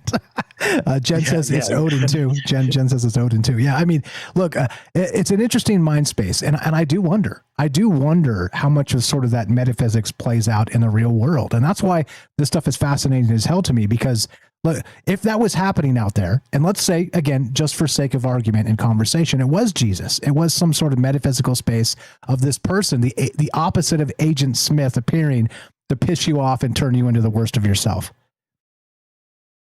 or to challenge you to not take that step. I don't know. It's certainly an interesting mind space.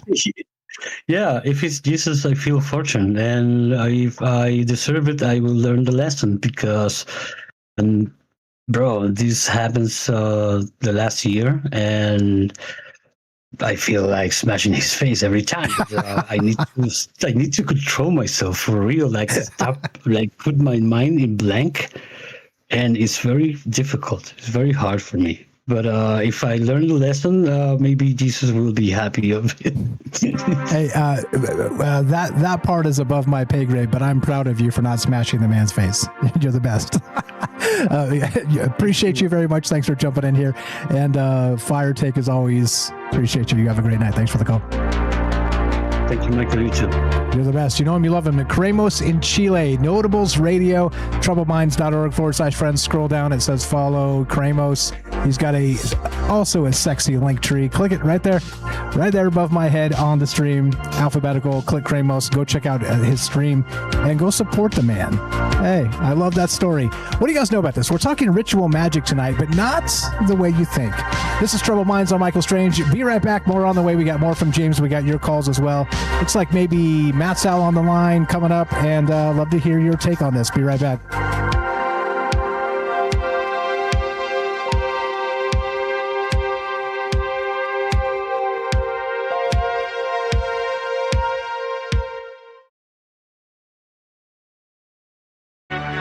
This is Troubled Minds.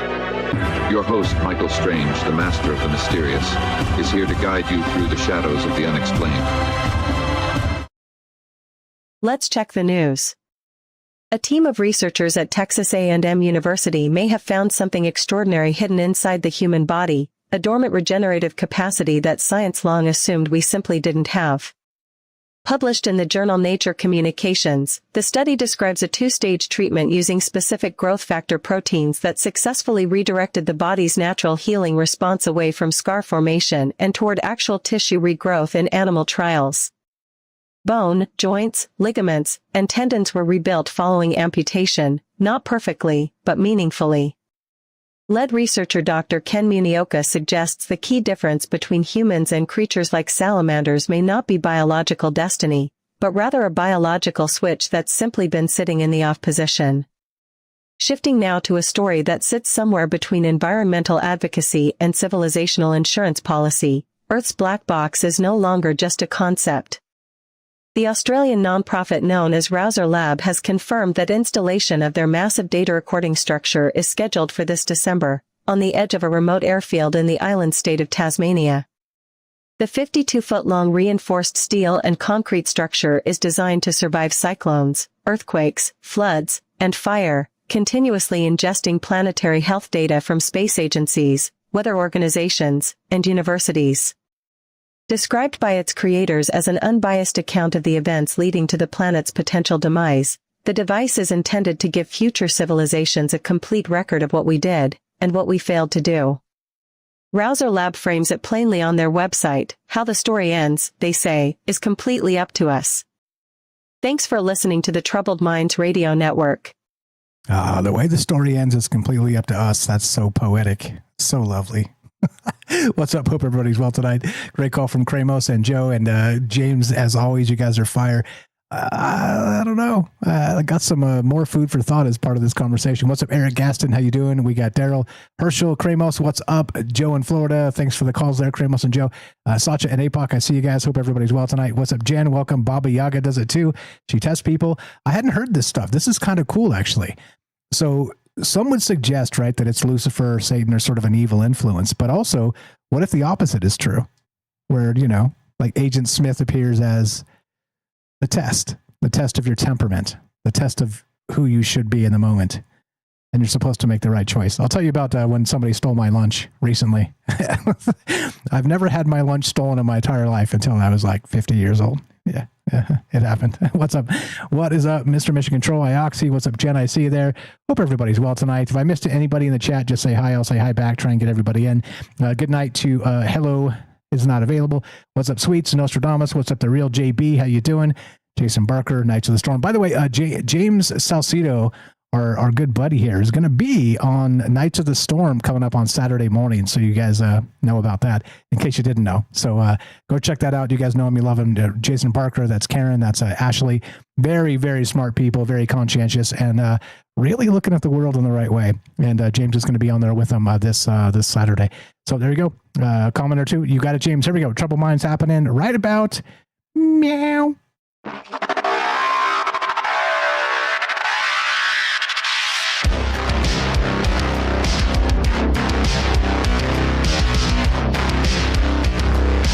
Welcome back to Troubled Minds. We're streaming on YouTube, Rumble, X, Twitch, and Kick. We are broadcasting live on the Troubled Minds Radio Network. That's KUAP Digital Broadcasting. And, of course, 88.4 FM Auckland, New Zealand. Tonight, we're taking your calls as we talk ritual magic. But look, it's not just the singular ritual magic of the mind space. It's not just this study after study suggests that ritual behavior reduces anxiety. That not just that, the performance aspect after ritual or repeated ritual actually, well, clicks in as if you're some sort of, I don't know, dare I suggest superhuman. I mean, look, everybody knows, before a big thing, like before the big game, you shouldn't stay up all night drinking and gambling in Vegas. Everybody knows that. Okay. But beyond that, it seems like there's something else to it. It's not just taking care of yourself. It's not just washing your face and brushing your teeth and drinking some water and going to bed properly. It's something else. There's something else cooked into this, cooked into us. This science that I'm describing tonight as this very specific space of sacred mechanics. Now, what does it mean? And how come it's measurable? This shouldn't be. This is woo-woo. This is nonsense. This is stuff that you write down in fairy tales. And yet, you look at it study after study, the surprising power of daily rituals.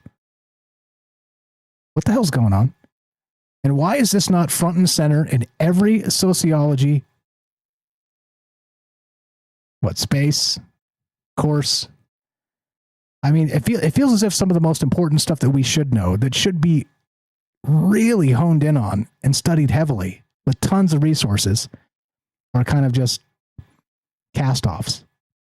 Anyway, that's where my mind is at tonight, kind of looking at this not just as a sacred mechanic in terms of the individual, but then in the larger context of the sacred mechanics of society. What do you know about it? 702-857-6939. Click the Discord link at troubleminds.org. James, you said you got some stuff to add. Let's do that, and then we'll go to, I think it's Mattel on the line. Yeah, I'll try to be as quick as I can on this. Maybe good topic for a show at some point. But, I love all the comments in the chat about who it might be that Figure May Have Been that Kramos was coming across. Great call from Kramos, as I think I said. Or if I didn't, then I just did now. But it also has me thinking about so many sightings I've read about and heard about over the years that people have of people that they see on the sides of roads. And they'll be there, and then the person having the experience will drive away, and they'll go a good distance, and all of a sudden that same figure will be in another location that is too far away to have walked in such a short amount of time compared to how long it takes to drive. And it makes me wonder, are people supposed to stop in those situations? But because it's so unusual, or there's something that is so powerful that it seems frightening to them regarding the figure, especially the way it vanishes and appears, that they don't stop. I'm wondering if there's a connection to all of that and what everyone in chat has been talking about so far. Yeah, well said. Well said. It's like I said, once you kind of open up the floodgates to nonlinear ideas, there's a lot of things happening. And look, like I said, I don't have a problem believing that there's a metaphysical aspect of this that kind of shows up from, as you're describing, in different places, sort of the Agent Smith effect. And the reason why I don't have there's many reasons, but think of it this way in terms of simulation theory. Now, I don't think anybody can deny that the last 5 years, we have really made an unbelievable amount of technological strides that suggest maybe this isn't base reality. Okay, I know. I said this the very first time we talked about this. You can rewind and check it out 8 years ago, the first time we talked on the show about simulation theory. My ego hates it. I loathe the idea. I think it is absolutely a grotesque philosophy. But also, are you paying attention to what's happening in the AI space?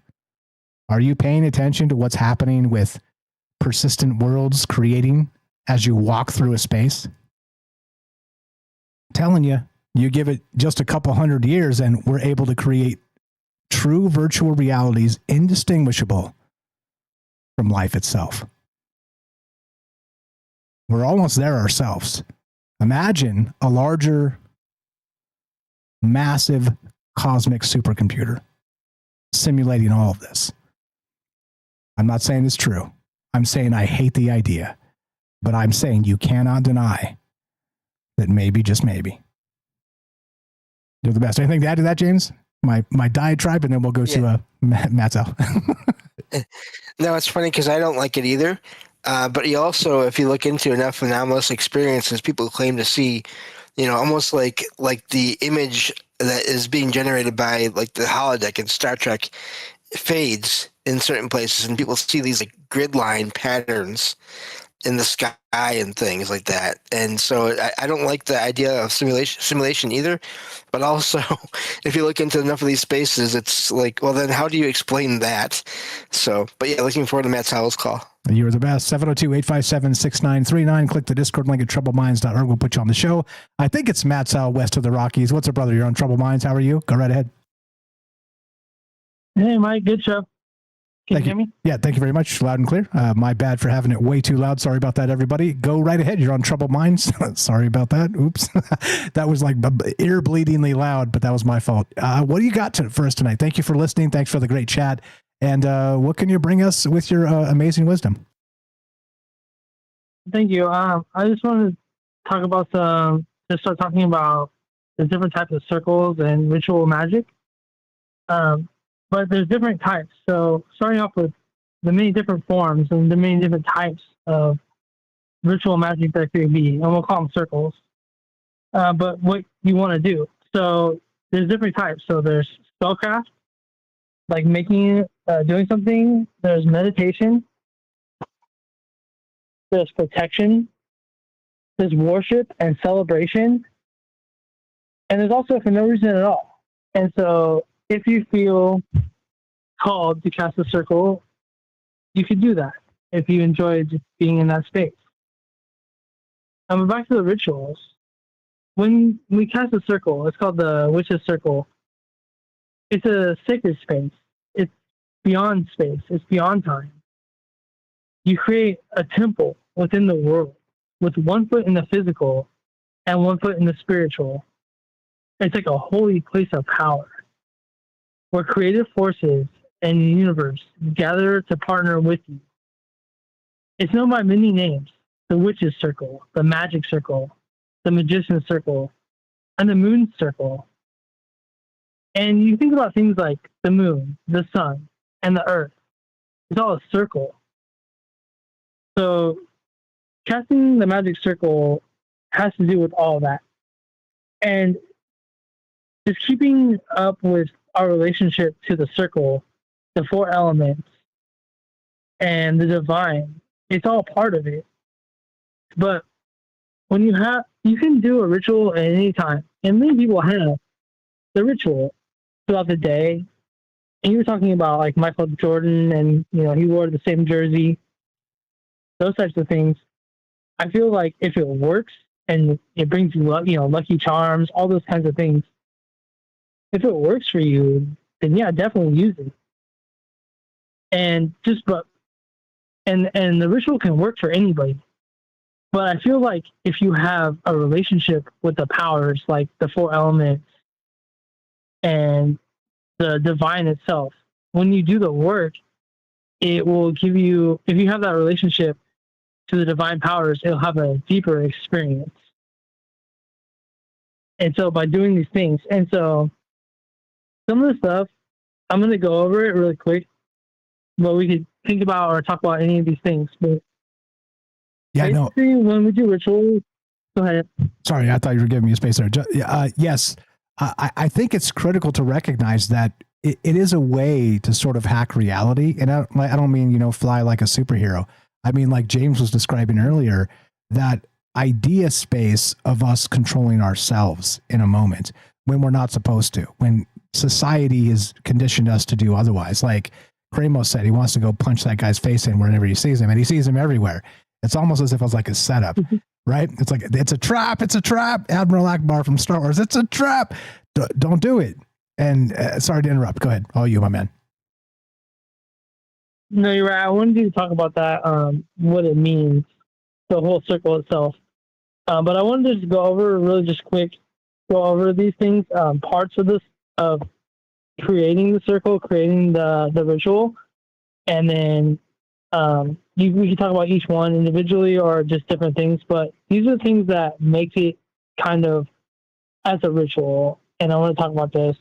So just real quick, the rituals include in the following parts: cleansing the self and the space, circle casting, quarter calls, evocation, naming the work, so talking about what you're going to do, anointing, the great rite, which is a kind of like a play of the god and the goddess, so raising the energy, the work itself, and releasing the cone of power. And then we got to also talk about grounding and blessing and releasing the quarters. So there's a whole thing in the ritual.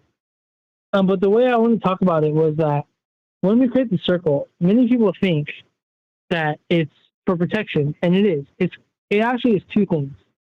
The first thing it does, it protects the magician from outside unwanted negative energies. And we've seen this in cartoons and video games where it's like a circle around the magician with runes and things. But it protects the magician from outside unwanted evil negative energies. But the other thing it does is that they call it raising the cone of power. So it holds the energy like a container.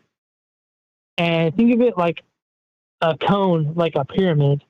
And you always see like the images of a pyramid shooting in like an energy beam out of the top. So when you do these kind of rituals, you're holding the energy in and bubbling it up. And then instead of just releasing it into the universe, like saying a prayer, those types of things, you're releasing it into the universe to come back to you. But when you do it in a circle, when you can concentrate it into a cone, into a laser beam, and make your intentions known, then when you release it into the universe, it has more concentration to come back to you easier.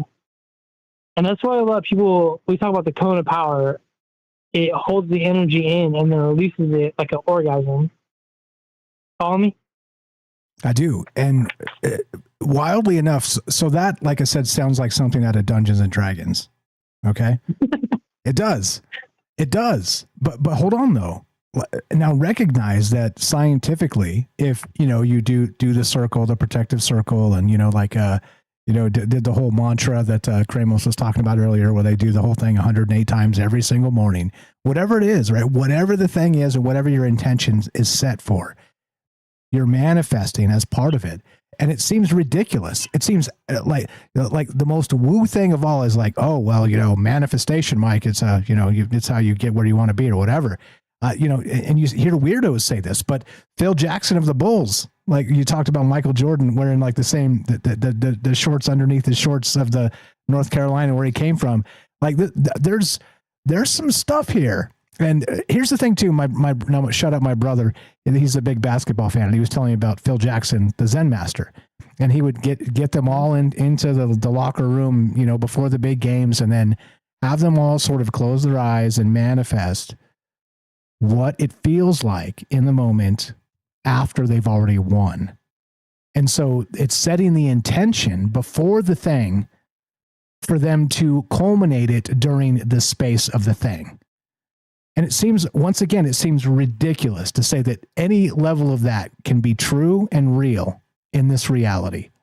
And yet it's measurable in many ways, which is absolutely wild. Yeah, I like that. I feel, like I said, it's ritual. If you carry the lucky charm, we talk about talismans, and the clothes and stuff like that. If it works for you, then use it. Lucky charms, 4-leaf clovers, right? If it works for you, use it. But I feel like with ritual and learning it, I just wanted to drop some of that knowledge in there and see if anything clicked with you guys, like if this will work. But anything over and over again, if it works for you, use it. I guess that's my point for tonight. Yeah. But back to the how it's in the zeitgeist and how it might be used against us kind of thing. I'm wondering if this is interesting how they're talking about it in the zeitgeist now. Like if people are going to use it for any other kind of things. Go ahead. Yeah, and that becomes the thing, right? So like I said, some of this stuff is very obviously real. And it is so woo-woo and so out there on the fringes of like the New Age section in Barnes & Noble. But it's real, like legitimately, measurably real. Then what the hell are we doing? And we talk about this a lot. Why is there no 13th floor on the elevator? Why do we have the lucky? There's so many things happening in society itself, which suggests something larger is actually in play.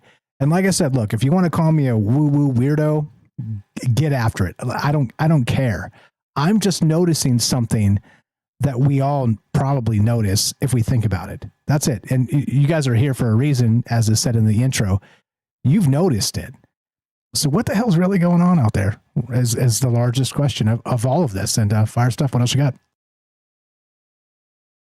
Yeah, I just think it's good to talk about it. And like I said, whatever ritual you do, if it works for you, it works for you.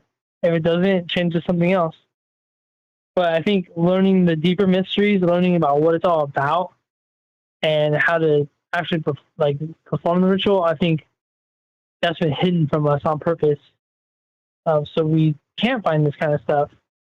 That's why I wanted to kind of break it down as like the structure of it, and just do your thing, do what you want to do. But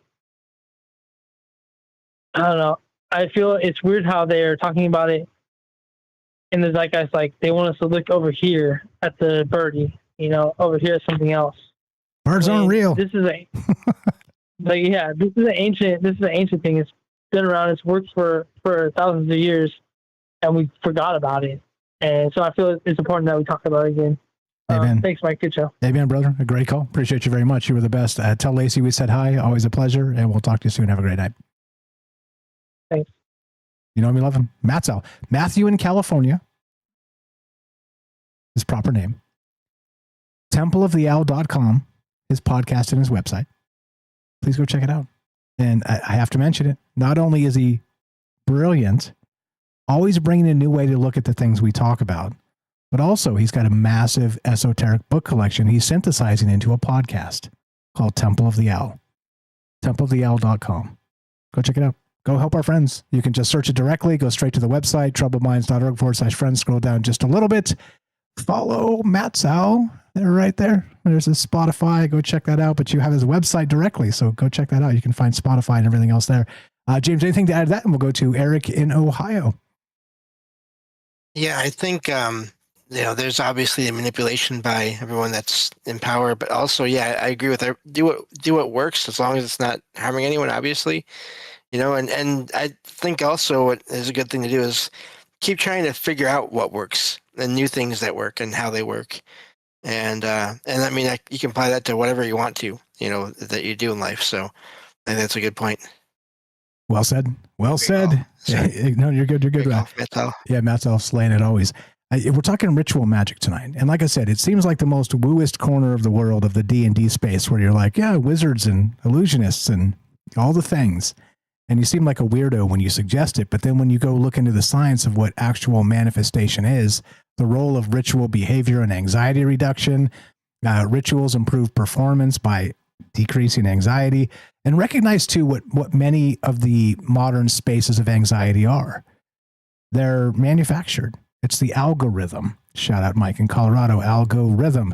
It's the algorithm itself. It's the hate, the rage mob. It's all the things that we're supposed to do. We're supposed to recognize the things in other people that we loathe about ourselves and hate them for it.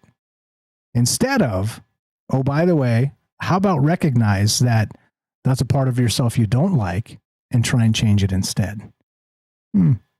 Weird, right? Nah, let's just go to war and murder everybody. That's the old ways are the old ways. 702-857-6939. Click the Discord link at troubledminds.org. We'll put you on the show. It's as easy as that. Thanks for being patient, friends. Let's go to Eric in Ohio. What's up, brother? You're on Troubled Minds with Mike and James. How are you, sir? Welcome to the joint. What do you know about ritual magic? Hello, Michael and James. Hello, Eric in Ohio. Welcome to the thing. A D&D aficionado like myself. I saw you there with your hand up, but I had to invoke D&D because it feels very D&D tonight, doesn't it? I did. I felt the invocation, and I am here to answer the summons. All right, let's get it. Here's my papers. I'm here from the elemental plane to answer the summons. Okay, put the crystal skull in the bin in the corner, and we'll bring that out after we're done. Hey, somebody carved the name Hutchinson into this crystal skull. Yeah, right. Yeah, man. Every 3 weeks, I have a ritual. I meet with some friends that perform the ritual with me, and we meet at a certain place every time. And the ritual opens up with an invocation of the metaphysical space that the ritual is a part of. And this invocation is basically something that connects the last ritual with the one that we are currently presiding in. And the ritual sustains us. It revitalizes our psyche in the sense that it allows us to escape from the constraints of society and to have extra fulfillment with cyclic completions of the hero story, the hero mythos that Joseph Campbell talks about. And much like many other people that perform weekly rituals, we meet together in a place, and we would use what I would say is Irving Goffman's theory. Irving Goffman is a sociologist, and he's got a theory of frames of talking. And there's 3 frames, and one is the one we're talking in now, which is the everyday frame. And then the second frame is when we are referring to any kind of esoteric information that bridges our physical world with a metaphysical world.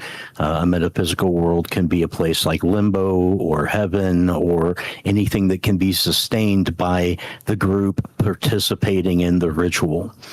And the outline of the sustaining of the metaphysical space is located in in dogma. Like in all cases of the ritual, there is dogma that outlines exactly what the metaphysical space is and what our relationship to that metaphysical space is in the real world, in the physical space, and how to bridge that gap.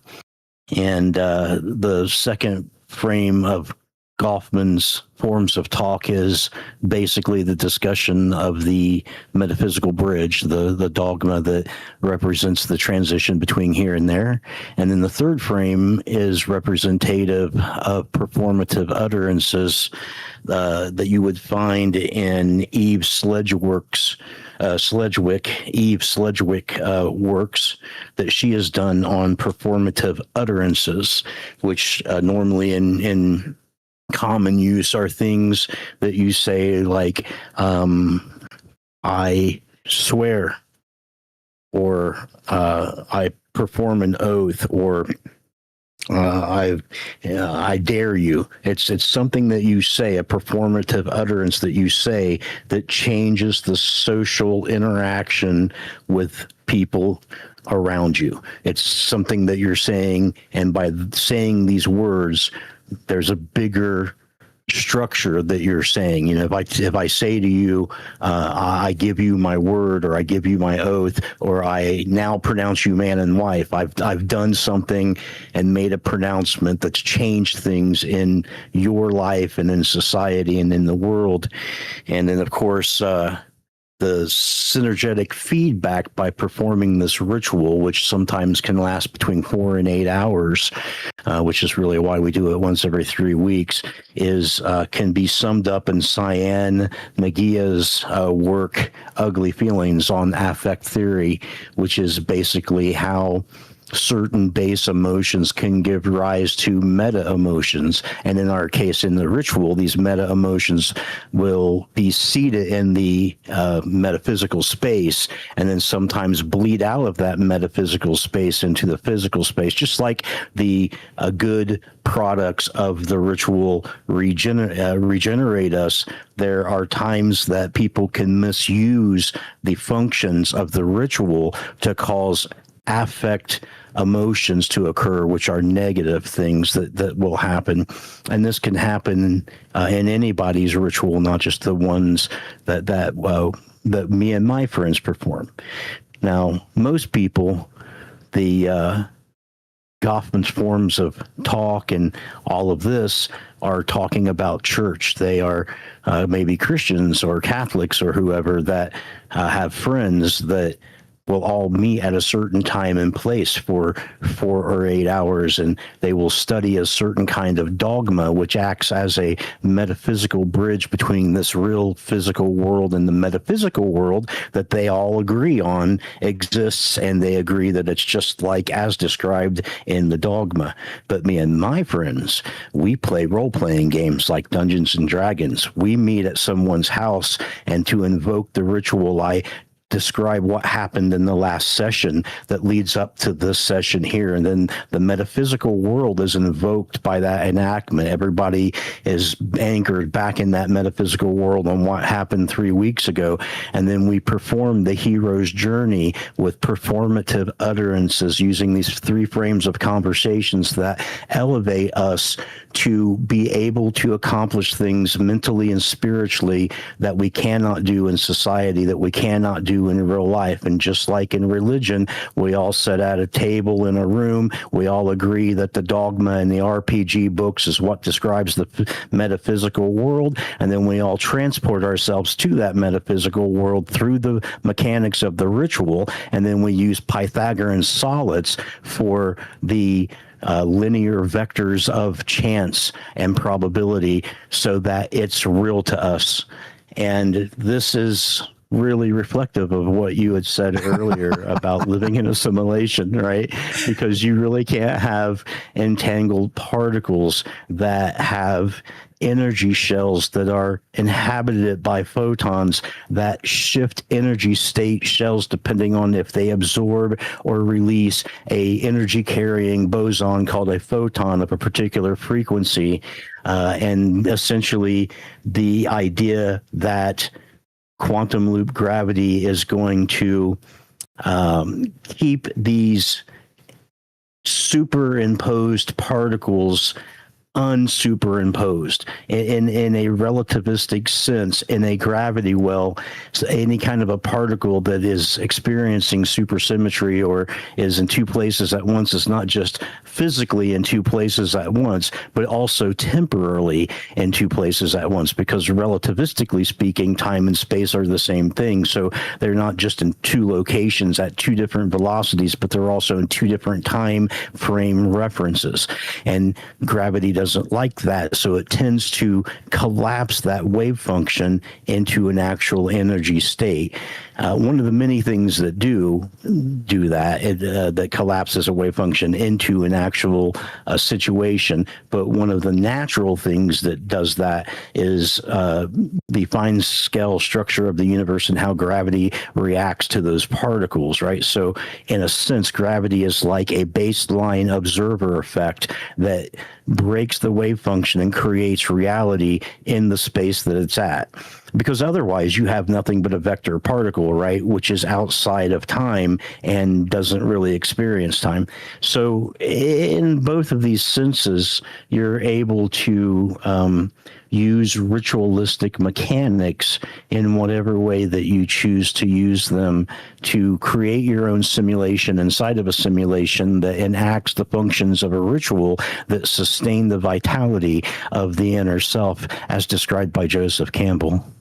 And I have a thread on your negativity in that space.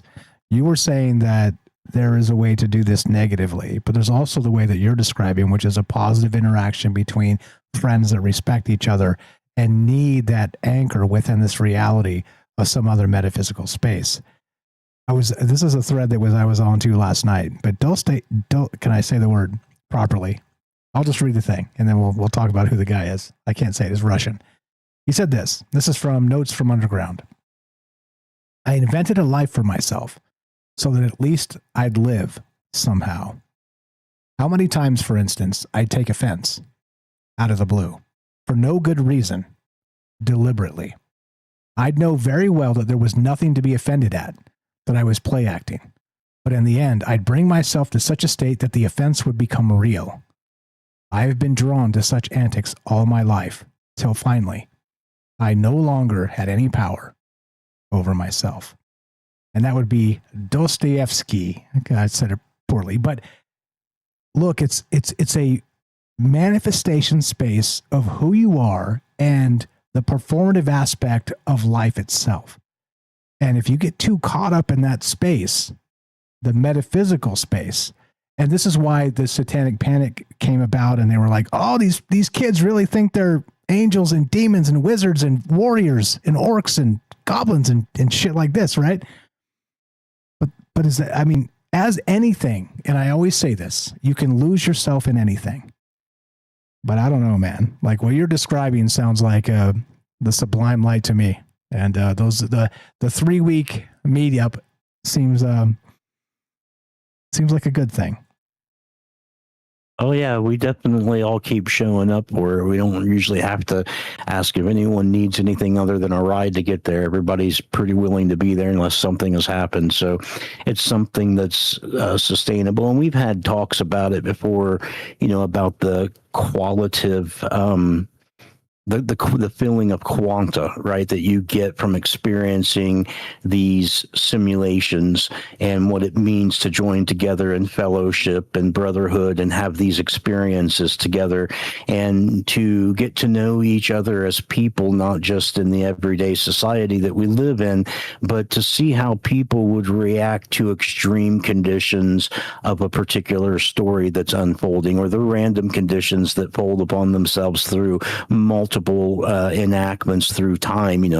We've done this for over 35 years, so there's a lot of history here, right? And you can spend a whole night talking about the history of things that happened, that never existed, that are just as real and satisfying. Hey man, remember that time this happened, or this thing worked out this way, or whatever it was that happened that was unexpected. Case in point, I had this one campaign where one of the guys in the campaign had been searching for these artifacts for a very, very long time in the game. In real time, it had been about 1.5 years we'd been playing, and he'd been slowly searching for these things throughout these sessions that we had, and he finally came upon where one was at. And he was trying to negotiate for it, or to learn more about it at the very least. And one of the other players caused a bit of chaos that erupted into the whole thing falling apart and falling into combat. And one of the people's solution to the combat that was going terribly bad for the players was to teleport everybody to this other location as a means of getting out of there and being safe, right? But the guy who was so close to having what he had been searching for all these years in the metaspace and outside of the metaspace was angry about the situation. And he decided that his character would also be angry about such a situation under the circumstances. And so he actually killed the other player in the game. Once they got to safety, he killed the other player. Now, the other player happened to be my cousin, and she's playing this high-level elven character that she rolled up when she was 12 years old, and she's probably 18, 19 when this happened, dude. And when he killed her, first of all, nobody thought he was actually going to do it. They just kept watching to see if he was going to stop at any point, but in the end, he didn't stop. And he killed her, and nobody could believe it. And then in real life, she started crying. She didn't know why she was crying, but it had to do with how long she had had this character, how many different adventures and stories and things that she had learned about herself by using this character in this ritualistic situation. It was a serious part of her that she'd invested her essence into had died. And the way I run my campaigns, they knew that this was going to be, a bad, if not permanent situation. And my cousin's boyfriend at the time, who wasn't even there, but knew everyone, he got mad. and then they got into it, and then it was like a fight in real life. It's like, look, none of this actually happened in real life, but you guys have let this emotion that happened in this meta space spill out into real life, and I don't know how religious wars start. Yes, you do. Yes, you totally do. No, that's a fantastic story. Shout out Matt Salsa's great story, Eric. Yes. And this becomes the thing, right? Like, so are we or are we not in control of our emotional selves? And that's it, right? And look, if you ask me, if you say, Mike, like you talk a big game, are you? My answer is no. I wish I was. I wish I was the stoic I wanted to be. I'm not. I try very hard. And let me tell you about the lunch that was stolen from me. Go ahead, James. You got anything to add? Sorry about that. No, I'm sorry. I was just saying, I agree. Like I was mentioning earlier, my trigger, I'm better at it now. I think I was a little while back, but it's still always a struggle. Yeah. I always say, we talk about being human here, and in so many different ways, the meta space of humanity, it's important because this stuff is real. It's very real. Dostoevsky, go read that. Again, I'll link that in the thing. I was doing a deep dive on that last night. I was like, damn, this guy was like slaying Twitter 160 years before Twitter existed. This is out there in education. It's just kind of divided between sociology, anthropology, and cultural literature. Like the Eve Sedgwick whose work on performative utterances is in the cultural literature area, as is the Naiga, who did the affect theory on meta emotions. And then, of course, Goffman is in the sociology. He's a sociologist. So, I mean, what you're talking about, it's understood, but it's like in parts, right? Like if you see it, right? If you play D&D and you've had that experience of creating your own meta space with a set of dogma that requires people in real life to not drop their disbelief, but to create their belief in the meta space. It's like the opposite from suspension of belief. It's reenactment of belief, right? And so all of that is out there and has been studied in depth, and a lot of it connects back to Sigmund Freud and Jung and Joseph Campbell and people like that. I mean, there's still people studying this, but it's definitely not stitched together in a way that you and me would recognize it from having our experiences of having both feet in the metaphysical world and the physical world, and understanding that there needs to be some kind of a bridge between those two things to sustain the metaphysical place, and to understand that things can creep out of that.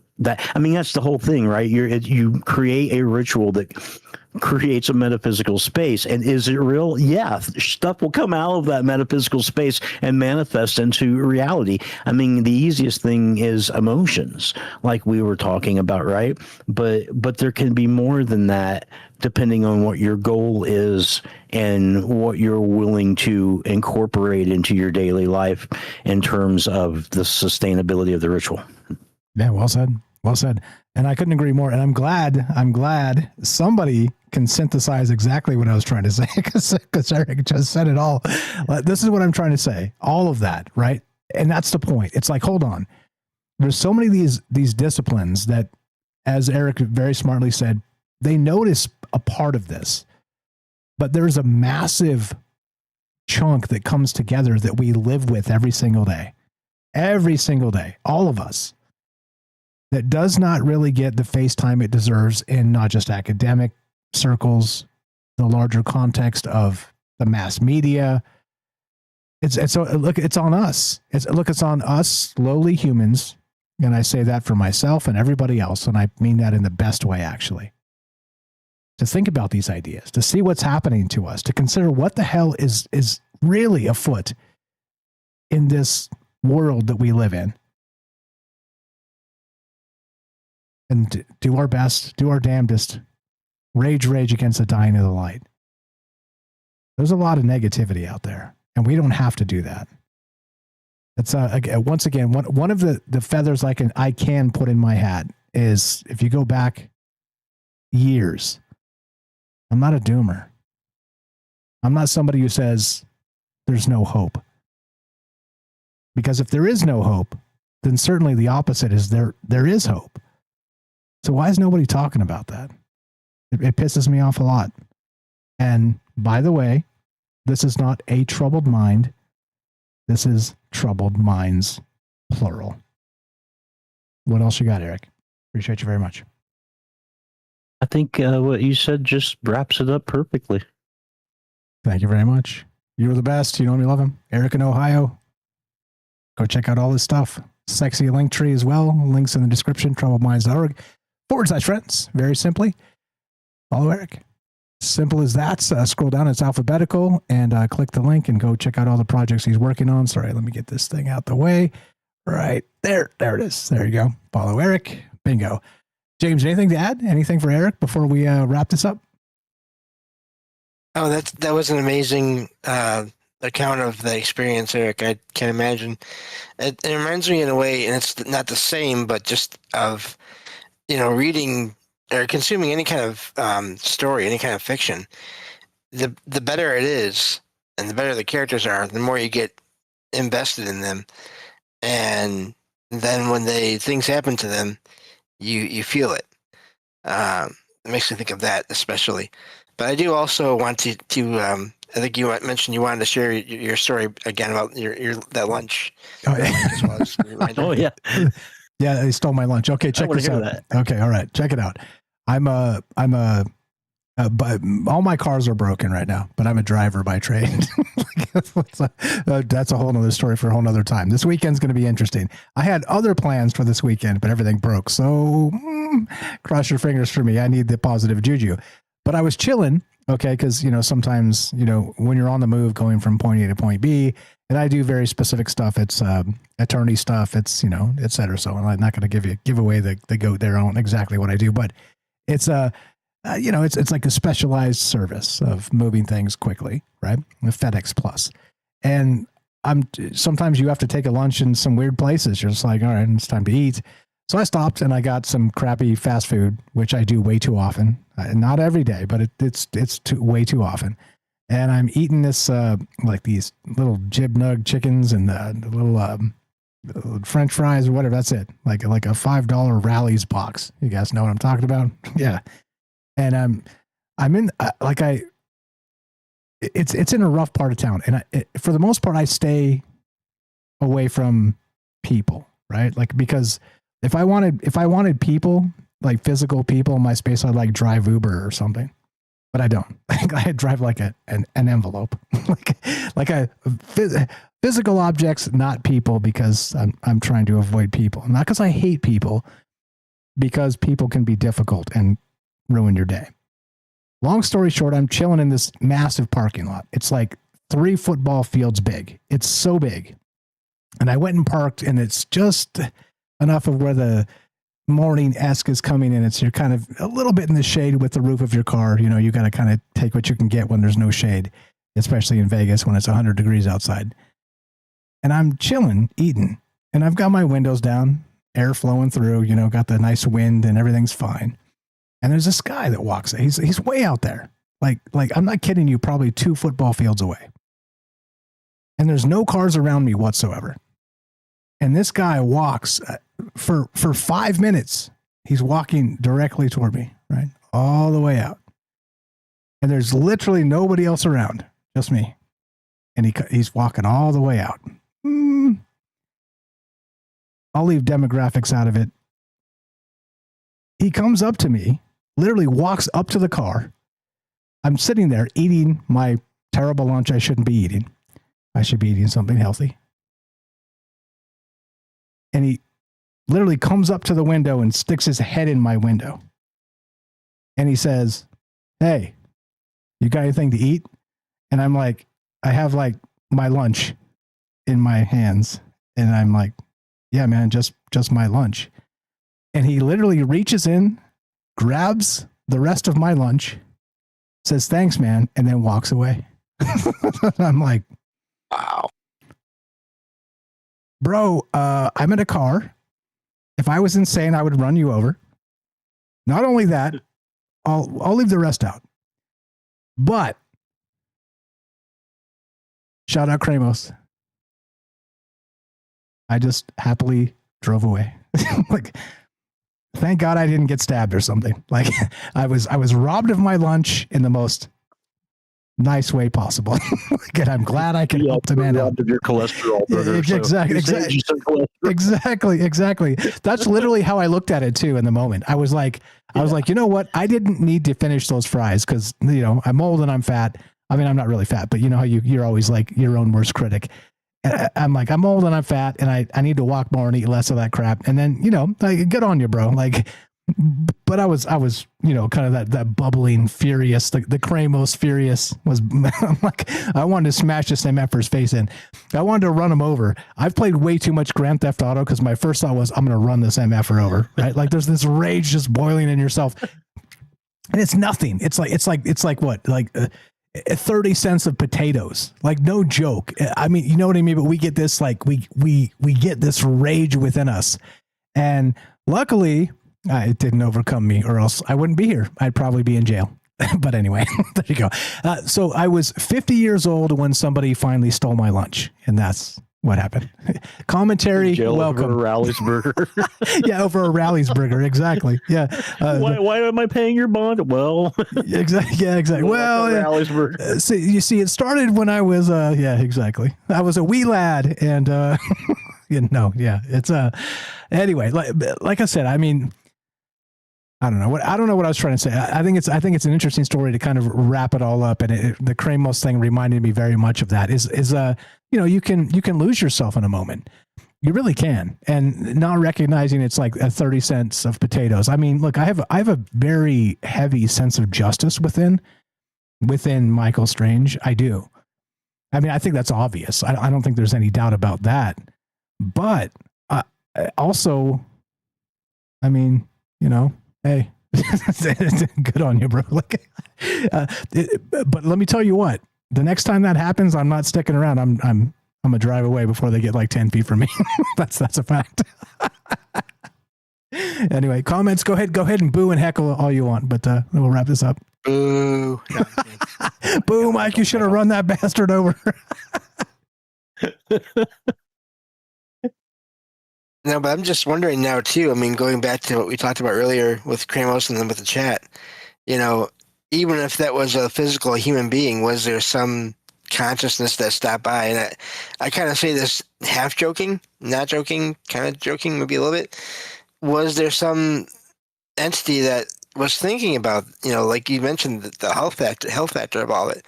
Like, yeah, he doesn't really need that, but also like, let's make sure he's, you know, he keeps his cool and like help him learn how to, you know, do that better or whatever. Just this energy out, this cosmic force or whatever, that even if it wasn't, let's say, a spirit or a ghost that literally took your food, got someone to do that, to, you know, again, part of this whole possible simulation, possible some cosmic force out there that does, or consciousness that does run things supposedly.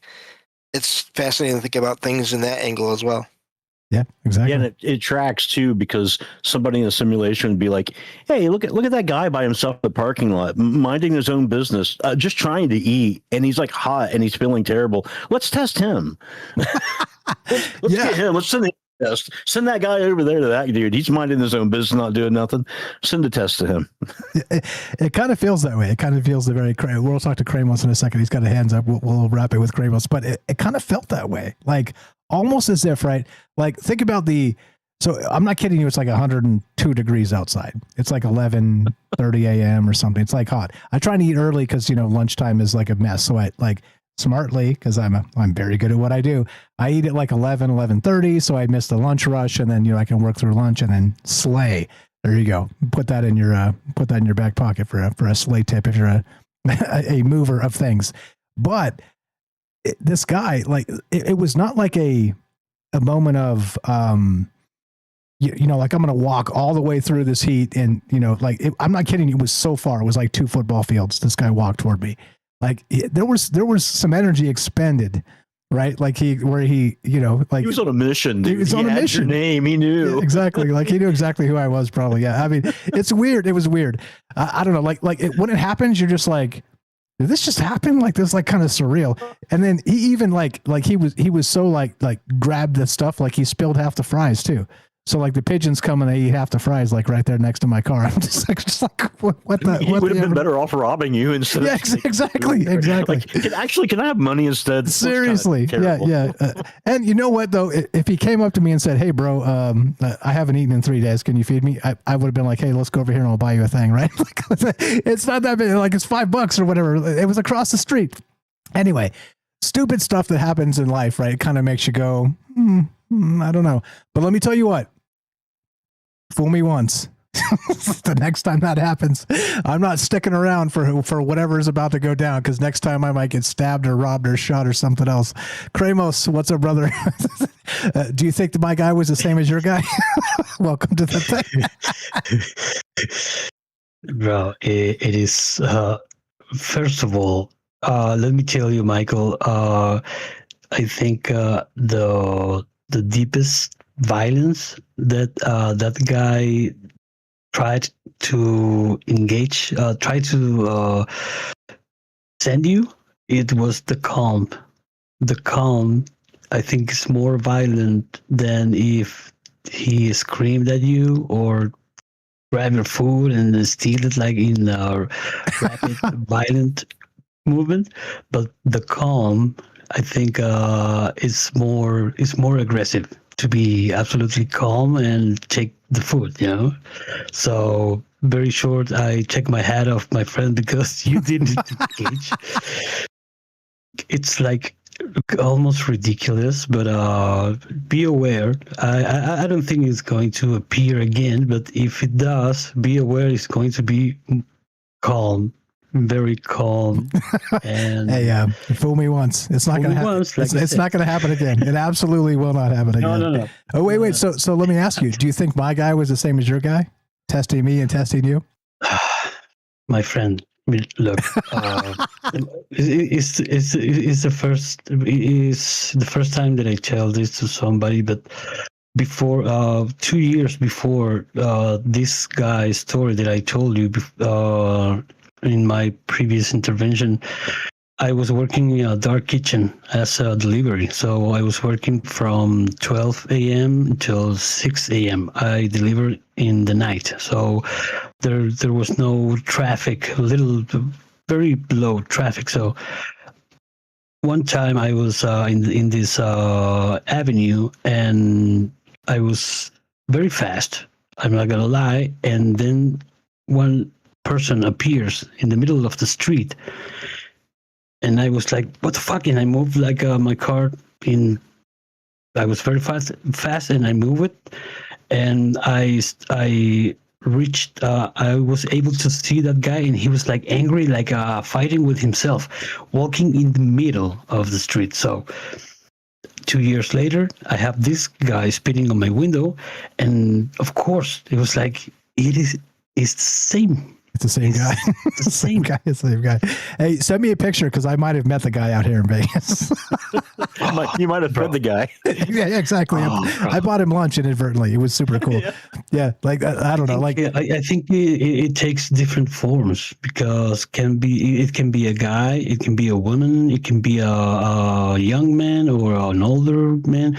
I think they inhabitate people that are very hurt. People that are suffering deeply, and they are like with the emotional scar. They are very bright. They are very brilliant in order to inhabitate those people with a very suffering life, quote unquote, because stronger people like you, they can take your lunch, and you can stop. Other people will engage. But sorry, it is amazing what you're saying about how the distance he walked He walked. It was a long way. It was 5 minutes straight of like him walking. Like I could barely see him way out there, because you're just chilling. It's the wildest thing. Like this belongs in a movie. That's how ridiculous it was. You should have asked him if he needed a ride anywhere. Yeah, exactly. Like, hey, you need a ride too? Seriously, bro, where are you headed? Like, I'm probably headed that way. I could drop you off. Like, right? Seriously. And look, if I can take the picture of this guy here, I will send it to you. Okay. All right. I'm not sure. So I'm not going to go down and do that again. So I'm not looking to find this guy again. But if I do, I'll send you the picture. Maybe we met the same guy, like half a world away. How amazing is that? If we are sharing this experience laughing, I think it's the most greatest thing, because it's not engaging in sharing with you the experience, like being scared and be all worried. No, to laugh, my friend. I think if we can laugh about that experience that could be scary for anybody else, I think it's the best way to get over it, like pass through it. There's a saying we have in downtown Vegas. It's laugh until you get stabbed. That's the way things work. You're the best, Kramos. Appreciate you very much. Let me know. Send me a picture of that guy if you see him. I'll do the same, and nobody gets stabbed out there. I will. Thank you. Thank you for the tale of the story. Anything else, James and Eric, to slay me? Look, and this is the thing too, right? It's like, oh, Mike's not a real man. He'd have got out and he'd have fought for his fries, right? Okay, yeah, right. Maybe nothing worth fighting over, man. You did the absolute right thing. I mean, honestly, I probably would have asked the guy if he needed a ride, just because I'd have to know a little more about this dude, right? Like, hey, man, tell me your story. Like, while we've got 30 minutes for me to take you somewhere, like, what'd you do? How did you get here? What's up? Where are we going? I'd have to know. You got to know the story. Like how did you walk across 500 yards of hot parking lot in Las Vegas to maybe get the chance that I didn't drive away before you got here to, steal my lunch? How did that formulate in your head? Let's talk about that. That's highly fascinating to me. Anything in that, James? Go ahead. It'd be also fascinating if, if you had given him a ride after a while, he would start looking around like, wow, where am I? What is going on here? Oh yeah. I've had some weird stuff. And it's like actual professional stuff where I had to go pick up some weirdo in a parking lot somewhere type of stuff. And it's like, this is like what's going on right now? Tales for another time. I'll write my memoirs at some point and give all the deets. But right now I'm still working, so I don't want to get fired. So I'm not going to give all those other deets. But anyway, you guys are the best. Thank you very much. I appreciate you very much. Thank you for the call, Eric. Thank you for the wise, all the slays that you always bring. Same thing with James. All the slay. You guys are incredible. I appreciate it very much. Like I said, it is called Troubled Minds, plural. And recognize it's not a negative connotation. It's just a way of looking at the world slightly differently and recognizing that we are not in the space that we believe we are. That's it. You guys are the best. Dropping you down. Thank you very much for the calls.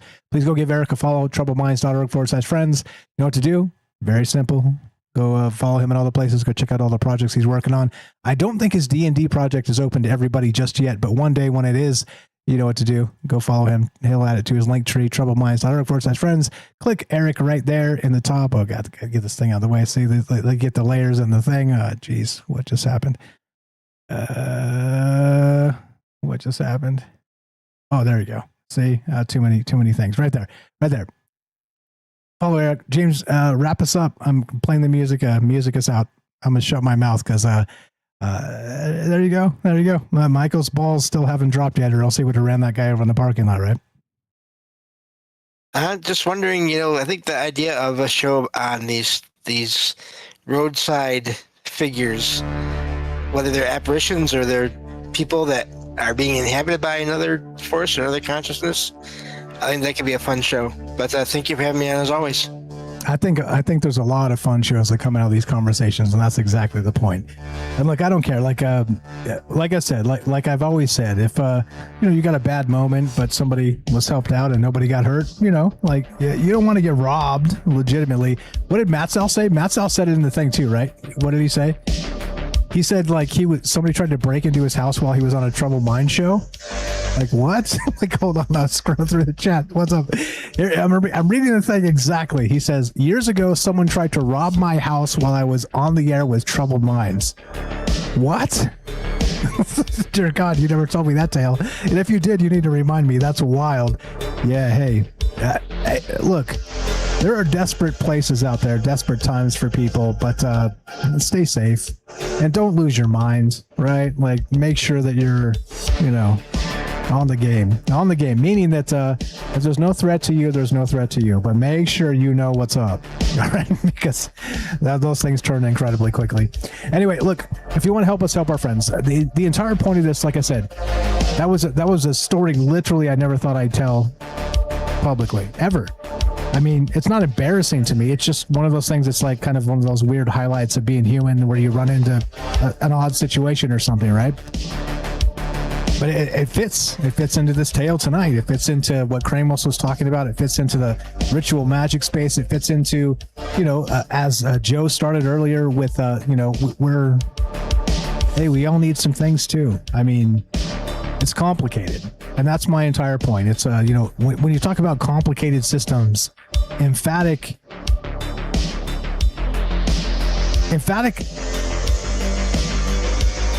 comments are, well, whatever. It's late for me and whatever. Oh, by the way, happy 3-day weekend. If I have a 3-day weekend because my car broke. So, that's fine. I'll be car shopping over the weekend. Hope if anybody has a 3-day weekend, I hope you enjoy it. Celebrate all the things. Look, I appreciate you guys very much. Thanks for being part of this. If you want to help us directly help our friends, troubledminds.org/friends. Lots of people there. Please help. If you want to help the show straight up, spread the word. Let people know there's a conversation happening where, look, there's an alien logo back here, right? See the alien logo? But you recognize that like 3/4 or 80% of these shows are not about aliens at all. It's an alien mind space. It always has been. Troubled Minds. You get it? Now has the meta taken hold? Spread the word. Let people know a conversation's happening that's not like you think it is. That right there is an egregore. The idea of the gray alien. What does it mean to you? We'll continue talking about it. As we finish, it goes exactly like this. Be sure, be strong, be true. Thank you for listening. From our troubled minds to yours, have a great night.